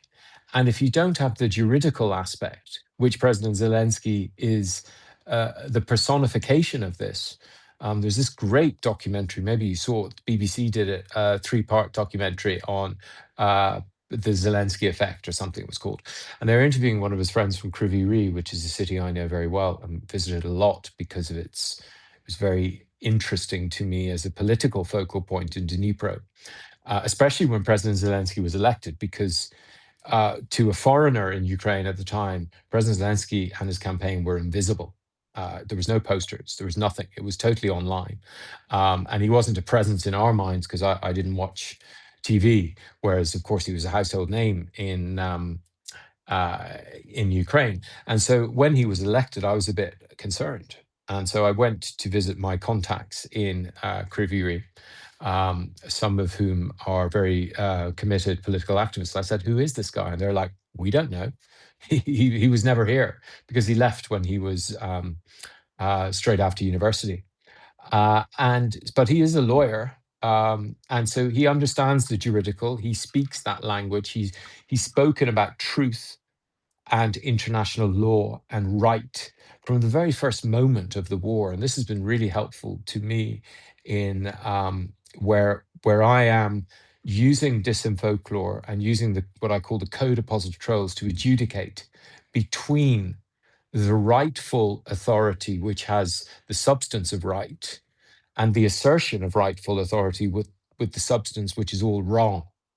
And that writ, it's the same sound which has been in Indo-European government vocabularies since the very beginning. That writ is in President Zelensky's mind because he studied law. He wouldn't know this probably consciously, but he also governs on the magico-religious level because of his work in entertainment.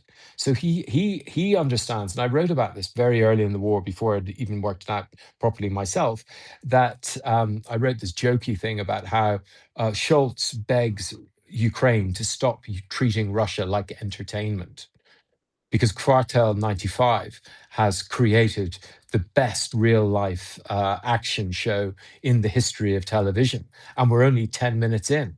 This was around the time of the invasion of Bryansk, which is about a year before Kursk. Because as obviously Dugan, you mentioned Dugan understands this war will be won on a mythological level, which is the realm of magico-religious realm, but only in tandem and in sync with the juridical, which is set by the international legal order that was established after the Second World War.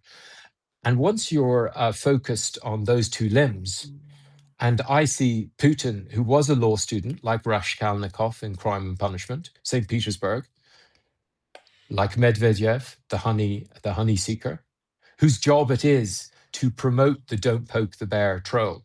So that's his role in and I've noticed it of late, actually, maybe, I don't know whether you noticed this as well. The guy from Firepoint, Dennis Schillerman, Mm. he is now, I believe, I just worked this out this week, he is performing the role in the Ukrainian information space and governance space that Medvedev plays in the Russian. So he's a complete counterpoint. But once again, he has right on his side. So when he says, I'd like to say to the Russians, creating a nuclear weapon isn't that hard. You just put these things together. And this is the guy who's put together the FP9 in like 5 minutes. So you believe him when he says it. So, but that, of course, is, it's not wrong. It's true. And he's doing it from the position of rightness in the context where the Russians are threatening nuclear annihilation all the time. So once you have those two elements together, and this is what the Russians always forget, you cannot make up laws. And I used to have arguments with colleagues of mine from the OSCE who were Russian, because I worked with Russians in Ukraine under this neat fiction that Russia was just a participating state in the OSCE, and it was trying to help mediate between this civil war conflict. And I would have this argument with them about laws. And this is true. You cannot just make this stuff up. Whereas Putin was told on the 20th February 2022 in this transcript we have of Macron with him, where Putin is banging on about this nonsense. And Macron says, he literally says in the transcript, and this is something I discovered myself from arguing with Russian lawyers, well, I do not know where your lawyers studied law, but in France, we say the law says this. And this is the exact point, that when you have a well-governed community, this is the formula since the first Indo-Europeans. You have these two elements which work together in sync, the magico-religious and the juridical. And the Russians don't have the juridical. But And they nor do do, they even have in an a way. awareness of it. Let me Well, just. they think it is magical. No. Different thing. This is where a counterpoint. The Panyatia have taken the role of the judicial, because those laws are Right. more important than the state laws. Because those recently, I really enjoyed this when they stated that all non-Cyrillic letters have to be gone from everywhere on signs, and then even cities didn't do this. The laws are ignored. They pay much more. They pay much more heed to those like old Pagnatia laws than they do to actual law. If something is done according to, they even have the statement that to my friends, to my friends by the conscience, to everyone else by the law. But that is the problem, because those laws, they are meant to rule a prison, and they're meant for a very specific gulag society, and they don't function that way. And the very idea, which I understood growing up and seeing also my parents here, why I actually agree with you here, because over here we also had this attitude that, oh, Westerners are used to be, so they're smarter, more cunning, but they're not as tough as us and such. But the rule of law matters for different thing, where you have to go through this. Since I remember that when I was growing up, I would be a millennial in the West. I was born in 1989. Here it's called the Atmodesbarn, or the rebirth children, after we left the USSR. And when we had all these hopes on us that we're going to build this new democracy and like everything nice and good and capitalist and everything. But as soon as you start actually doing something, then everyone turns around and says, but don't you dare just skipping over these Soviet values, all this mess. And that is how local populists, at least here, work, where they claim that they're hit with nostalgia, that everything was better back then and in the Soviet era and whatnot. And then a lot of people have just accepted this fact, and a lot of people really try to sort of keep the Soviet mentality going in their heads. Over here, at least, the kids, which are like 20 right now, they mostly don't even speak Russian, so they're immune, and we've moved ahead a lot. But even now, we still have a lot of this here. I have calculated the whole Pagnatia thing. What's the biggest damage? Me and Evita speak about this quite a lot because of her different perspective. And it all comes down to this one basic thing, which then spawns everything else, which spawns patriotism, spawns conspiracy theories, and everything. The inability to admit that you're wrong, that you've made a mistake. Because they'd rather will push the problem below the carpet or out of sight, because over there, culturally speaking, if your boss is your czar, if there's not a collective, if there's this one big strong man, then that strong man tends to just punish you for slightest mistake. It's not about problem solving, it's about it's about really the power dynamics. And that hurts the army. And right now, all the Vatniks today and the Kalashnikov, they're stating that, yeah, if Russia would be it would be this and that and all the good things. That's why there is this running joke among Russian-speaking analysts here that the meme is, mice go to an owl and ask, hey, wise owl, we have a problem. The foxes are eating us. And the owl turns and says, well, just become hedgehogs. And the mice are happy. They have a solution. They start to leave. But then the last one turns around and says, yeah, but how do we do that? And then the owl just turns around and says, that's your problem. I'm a strategist, not a tactician. But that's the whole essence here, is that Soviet mentality, as I like to call it, Homo Sovieticus. There was a documentary about this. It sticks in the small things. It sticks in the inability to do something on your own. Because for a long time, we didn't have mom and pop stores here in the Baltics at all. It was just massive chains, because business was seen as something bad. When I started out my podcast, first oldest and biggest in the Baltics, because I accidentally started in 2013 at random, a lot of people were laughing about that. And in a lot of cases, that brings down the initiative. And what I'm really happy about is that Ukraine is going to have a massive kind of kick through this period, which we didn't, because the fact that in Ukrainian army currently, they understood that they can't fight a Soviet army versus a bigger Soviet army. They had to change. And people like Magyar Brody and all these people, they really make me feel good about this. Because again, I'm not just cheering for Ukrainians. I do have to say, living where I live, I have very personal interest here, very personal and direct interest in Ukraine winning. Because for one, like I said, when I got married, my wife's relatives from Belarus couldn't come and visit the wedding. I've never met them because I'm a journalist from an unfriendly country. And over here, well, it's not about the drones themselves. It's about how a lot of people fall. They're panicking and everything.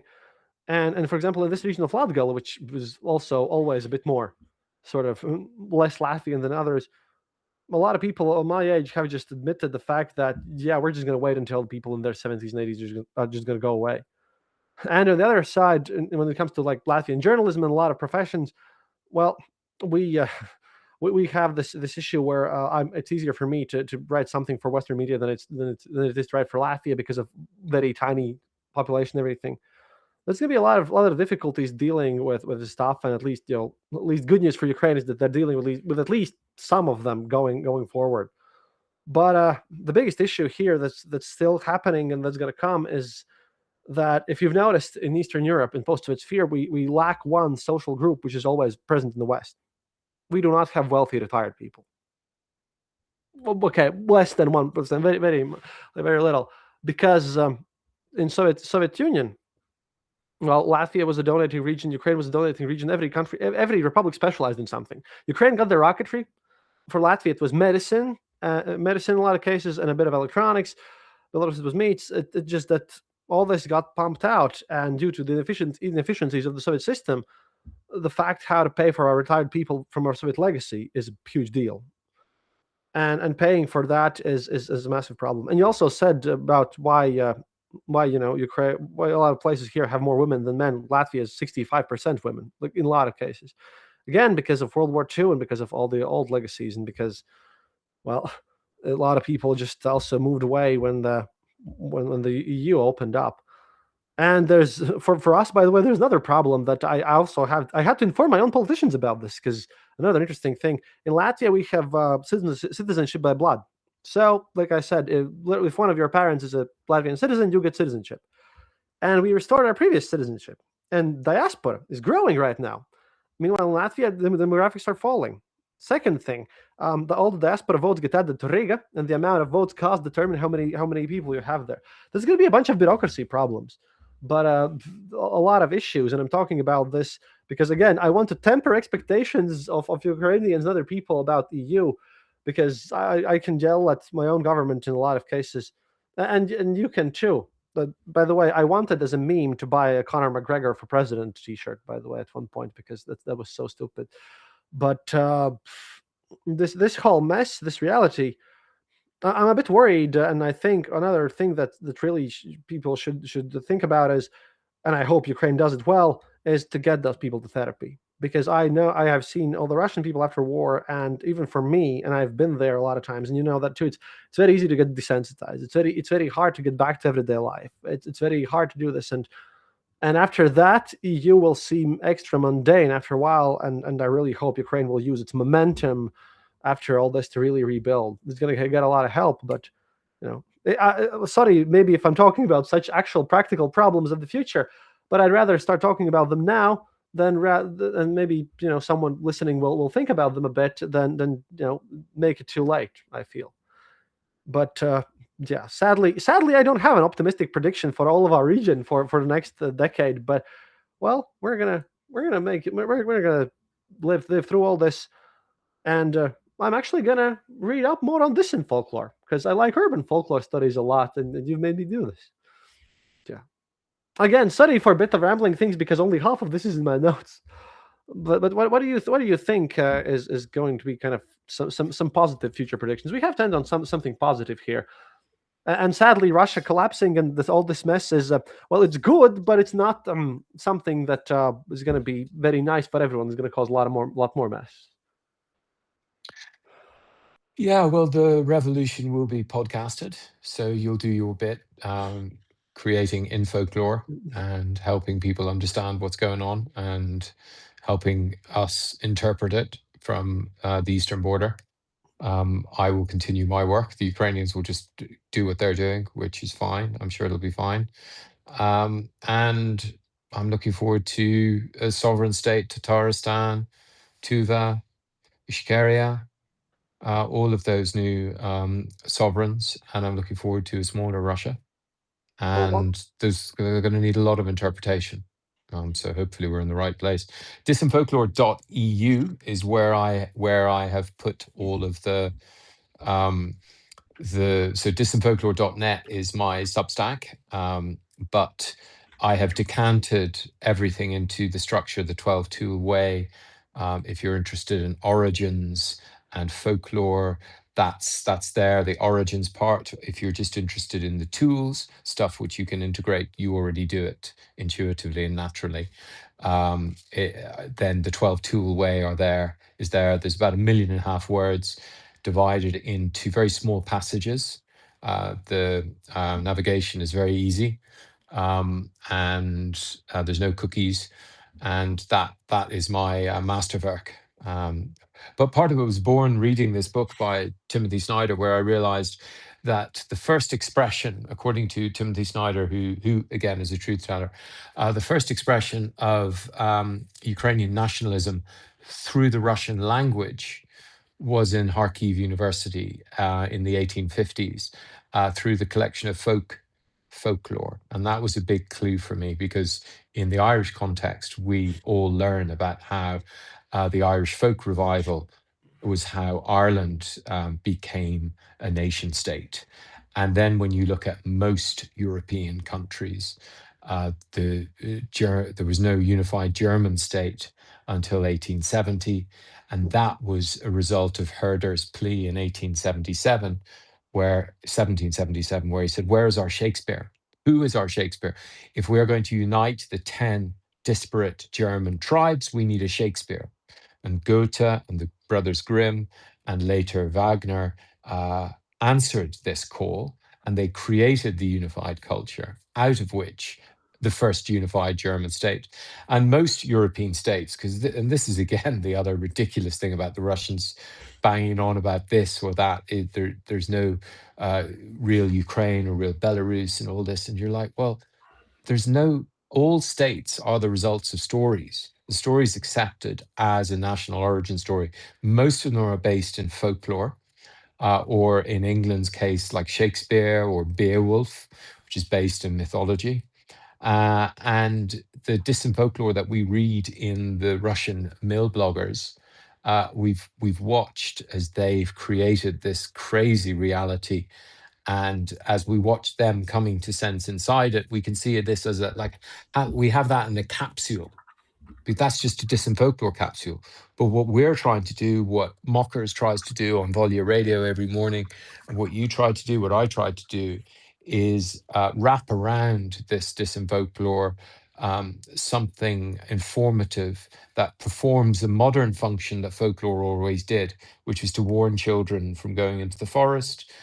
You'd have to do it through humor, through artistry, through sophistry, through rhetoric, through persuasion, and spend a lot of time working on it to help others who don't have the time to see through the Disinfolklore. So, I mean, it's a growing trade. So Russia's collapse, whether it happens next summer or in 2 years' time, in some recognizable way, I mean, I think both you and I can agree it's already happening. We can already see the different elements. It doesn't matter to me so much that the New York Times hasn't discovered this yet. What really interested me this week, actually, because one of my early warning indicators has always been when the mill bloggers start understanding that defeat means withdrawal from Crimea. And we saw that guy this week talk about the flywheel of death, which very interested me, looking back at the old archetypes from Buddhism as a Indo-European, where you have this circle, the world king, and going around in a circle. He's talking about the flywheel of death, completely unaware of its symbolic significance. But that, as far as I'm concerned, that's the first time I noticed that, because up until, and obviously one swan or one swallow doesn't make the spring or the summer, as the old phrase goes. But this is definitely something we haven't seen before among a Z blogger, someone who fought in Ukraine, who has publicly recognized what all of us have known, that the war began in Ukraine, in Crimea, and it will end in Crimea. And there's no end to the war until Russia leaves and abandons all its hopes for Crimea from a number of perspectives. But that early warning indicator, I have to bank it, because I've looked for it in the data. Even from Strelkov or Gherkin's first messages in March 2022, today, I see the same pattern in his messages. There's always oh, woe is me. We've got to do, and then we ought to mobilize. Oh, it's too late, but if we do this, nuclear bomb. So he hasn't changed his tune as far as I see. I see the same structure in his trolls today as I saw in March 2022. What we haven't seen, though, is, and let's hope we'll see more of this, is the realization that the war will end when Russia leaves Crimea, not when it gets a ceasefire in Donetsk or Luhansk, because I'm pretty sure, despite what they say publicly, and I noticed Akhmetov, the most powerful Ukrainian oligarch, just casually said in a Guardian interview last week, the war, we will win this war, and Russia, we will have our 1991 borders. I remember the second president of Ukraine, Kravchuk, in an interview in 2020, which I've posted vociferously since. He said to Gordon, the Ukrainian journalist, in 2020, and it was so remarkable at the time, I bookmarked it and saved it. And then I started tweeting it after the beginning of the full-scale invasion. He said, yeah, sure, Russia can, as they say, go on the offensive. But if she does, this will be the last trip for her. And I'm pretty certain that when Ukrainians say this is the last war, even though they can't really say that publicly outside Ukraine now, that this is what they understand, that this has to end this generation and with Russia. And I'm quite optimistic that that's going to happen. I can't say it's going to happen in April. The way things are going at the moment, it could happen next week, but equally it could happen in 2 years' time. But the My longer bet's it on takes, August. My bet's on August. In well, August, this will start. maybe This will not. start to become uncontrollable because then, first of all, in my own mystical thing, August is a self-fulfilling prophecy in the mysterious sense. August is always a dark month for Russia at all times. And secondly, that's a month before the elections, so everyone's going to be more politically active. And if this continues, yeah, August, September, late August, early September is when the whole mess is going to start uncontrollable thing. I would like to add another thing, which I want to add, which is my trigger warning, where I know things are going to get serious. The first time there is a massive protest on the streets, which is not instantly sent off by in some city, which is not instantly suppressed by Rosguardia, because the money for them is also just going to run out. That is going to be important. So but it is kind of like, again, I sounded weird when I was saying this at earlier times, but right now I always ask it from a different perspective. I simply cannot see a rational way or something that doesn't involve aliens landing down that keeps Russia in one little piece. Currently, we've gotten to the point where people normally, like Putin, doesn't even understand that what he's saying is unpopular, because all the time, someone else does the unpopular decisions. But right now, he comes in and he claims all this mess. And of course, they have a lot of conspiracy theories. But I believe he started believing his own theories, his own beliefs, to the point where Vladimir has just reached him. I don't think he honestly knows the real situation anymore. It just, or if he does, then he doesn't even convince anyone. The macho guy is gone for a long time already, and we just have to see how he goes. Personally, by the way, I don't wish death on Putin. I am way more evil. I wish process on him. I want him to sit in a court in The Hague, to have a lawyer, to go through proper procedures, to sit in a boring room, to be sentenced to court, to be forced to be thrown down to earth and made boring. I want that to happen. Because death, very few people that actually want to fight, but I want Putin to end up that way. But yeah, I for one, I'm glad that we're on the same way. We still have to say that we still have to wait until everyone else catches up, because it's going to be a bit of a mess. But hey, it's by now it's totally doomed. I feel that one thing that I feel that is that, as you said, the war can only end if Crimea returns back. I would also go one step further. I would say that wouldn't call that the end of that war. I would add that Transnistria also needs to go back to Moldova, and it must end with the Soviet Union finally dying, with the greatest prison of nations finally ending up. And Russians don't understand this because they only saw this economy, but also about belief systems from a political perspective. Every other republic in the Soviet Union had their own higher council, local government. The Kremlin didn't. Kremlin was run like Moscow was just run from Moscow constantly, and to them the votes were mostly economic. They didn't experience this second-rate citizen stuff.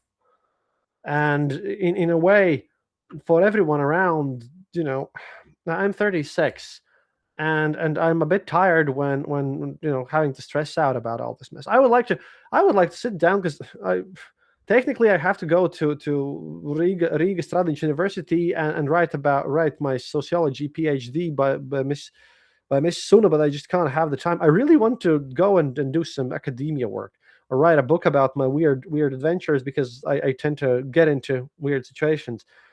It's not like I want to live through all this mess, and in a way I'm starting to think about children myself finally. And I understood at one point that when we started seriously planning kids with Evita, yeah, then that drone alarm that happened right after that, it hits a bit different.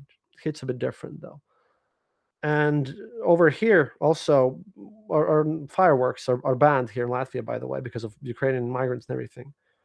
And this war, it touches you on some levels, and Ukraine, and I've been to Ukraine and many times, and I see how they deal with this stuff, and it touches so many people, and it's gonna be difficult. It's gonna be difficult to just go back to peace, especially again. Then there's gonna be Belarus with Kalinovskaya regiment. I know those guys already interviewed them.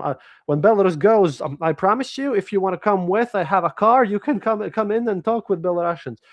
But it's gonna be a bit rough. But we'll just have to push through. I really hope I really hope that's going to get better, because I remember how my grandparents, like I said earlier in this episode, how my grandparents always spoke. The most important thing is that there would be no war. And they always also said that they, that they had experienced disease and everything. And I never really understood why my grandma, well, she always hoarded a lot of things like plastic bags and everything. And my parents, they never also spoke about their experiences that much. It wasn't so televised. And when you were a kid, you don't take it as seriously. And my parents' generation, they as with every parent, didn't take them that seriously. So I only gathered a couple of studies from them, but I'm happy about this. I feel weird that now I understand the generation that lived through World War II much better than previously. And then again, that also gives me the thought that I at least know what to explain and what to do. And but finally, first of all, really thank you for coming over here, because yeah, that whole Gonzo methodology, that's also a way how to keep myself in check. Because you see, if that's how you know that I won't lie, because if I do some fake news and falsity, I can never do Gonzo journalism ever again. That instantly ruins my reputation. And also I have to be intimidating to the Z Patriots. And that's just a way, because I believe war doesn't need to be sanitized. And I really hope to get, my personal goal is to get to that one little, get the Wikipedia page with a continuation that says Eastern European Gonzo representative. I haven't done my life's work yet. I'm a bit envious for yours. Then again, you're a bit older. I still have to catch up. But it seems sort of weird that at one point, you live through this, and then you find what you need to do, and then just kind of do it. And it's hard dealing with this, but at least we have to help Ukrainians as much as we can. To be honest, well, it's not even it's not a joke when all of Europe can go up, and if all the radicals get power. Do you think people from the West? Do you think that nothing like this, that no Putin can come in power in your countries? Of course it can, because again, organized crime from Russia might plop over, and all these people, because after the Ukraine war, a lot of people have helped Ukraine, and as you said, only Baltics and Denmark haven't budged, because everyone's worried about their own little wallet. If they don't feel, if they don't understand the pain, if they don't understand what's really at stake, if they look at it as lines on maps, well, then they start complaining. They don't understand what's at stake, and I'm trying to do that.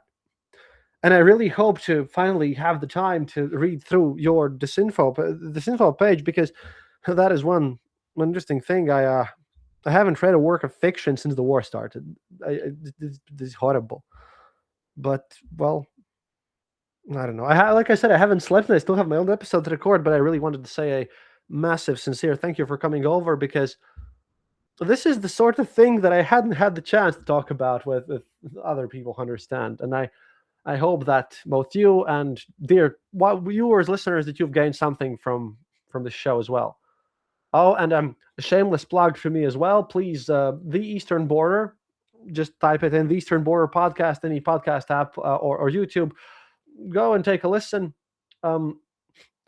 Except it's not as it's not as polite. We do a bit of swearing there, because I actively try to hit you in the emotions. I mean, I try to tell things in a funny way, because otherwise, I mean, at this point, at the beginning, at this point was a coping mechanism. At this point, you really can't look at the Russian situation there and what they invent and not have a laugh, because at one point, maybe we too can have a good day. And if you have your final expression, 10 minutes, however much you need, please, donate to Ukraine. And thank you for coming here. And please give your final word to the Eastern Border listeners. Well, I mean, people often say to me, what do you say to Russians who are a bit worried about what's about to happen to them? And I think it's taken me a long time, but I've managed to come up with a formula to console them with. And I remind them about what happened to the Manchu dynasty, who ruled China for 400 years until around 1909. And today, literally nobody, self-identifies as Manchu. It was not only an ethnicity, a language, it ruled China for 400 years. And everyone's pretty happy about it. So the Chinese have really clever ways of zeroing out feelings about ethnicity and ethnos. And so the Russians won't even miss it. And so that's how I console them, with the thought that, oh no, our ethnos is going to disappear and terrible things are going to happen. They're going to be perfectly happy speaking a Chinese idiom, a local language, and they'll have very efficient, well-organized lives, much more so than they live today. And that's something for them to look forward to, and I think for all of us to look forward to. And on that cheery note, I'd really thank you. This is for me like appearing on. I listen to your podcast every week. Every time it comes out, I look forward to. And when it lands, I only have 3 or 4 podcasts in my podcast player, and when it lands, I'm like, great, that's 1 hour taken care of, and I really look forward to it. My cats love it as well. So appearing on your program is a bit like, I don't know which broadcaster you admire, maybe, but anyway, yeah. So that's what it's like for me. So, so it's been great. Thank you very much. Hopefully, we'll meet again. Thank you, and we definitely will. I would like to give you one final thing. Please do come visit me here on the border as well sometime. We have fun stuff to show you. And before I go, my show started because I listened to Dan Carlin, by the way. He made hardcore history episodes, and then they had his internet forums. And I was in university back then, and I was just gathering stories about how it was like to serve in the Swiss Army. So I just translated them into English and posted them. And then Dan Carlin literally said, "Hey, make your own show." And I did. And now I'm here, and you just made me terribly shy because, well, the imposter syndrome is very real, because that still is in my own head. But I try my best, and well, thank you so much, and thanks to everyone listening. And I just like to add that this month is going to be, because this is we're starting our 15th year of the Eastern Border. It's been that long. It's horrible. 15th year. And also, weirdly enough, our Midsummer Festival is where I met my wife, is also the Prigozhin's anniversary day. So we're going to have we're going to have a lot of guests this month. Please do listen to all of them. And hopefully we can cover the donation box to Car4Ukraine. And it's going to be great. And now I have another pile of things to read. And well, my wife was a bit shy, but I will definitely tell her I will definitely now go over and put this on play, because she will be super interested. And as I always say, до свидания, товарищи, and as always, remember, happiness is mandatory.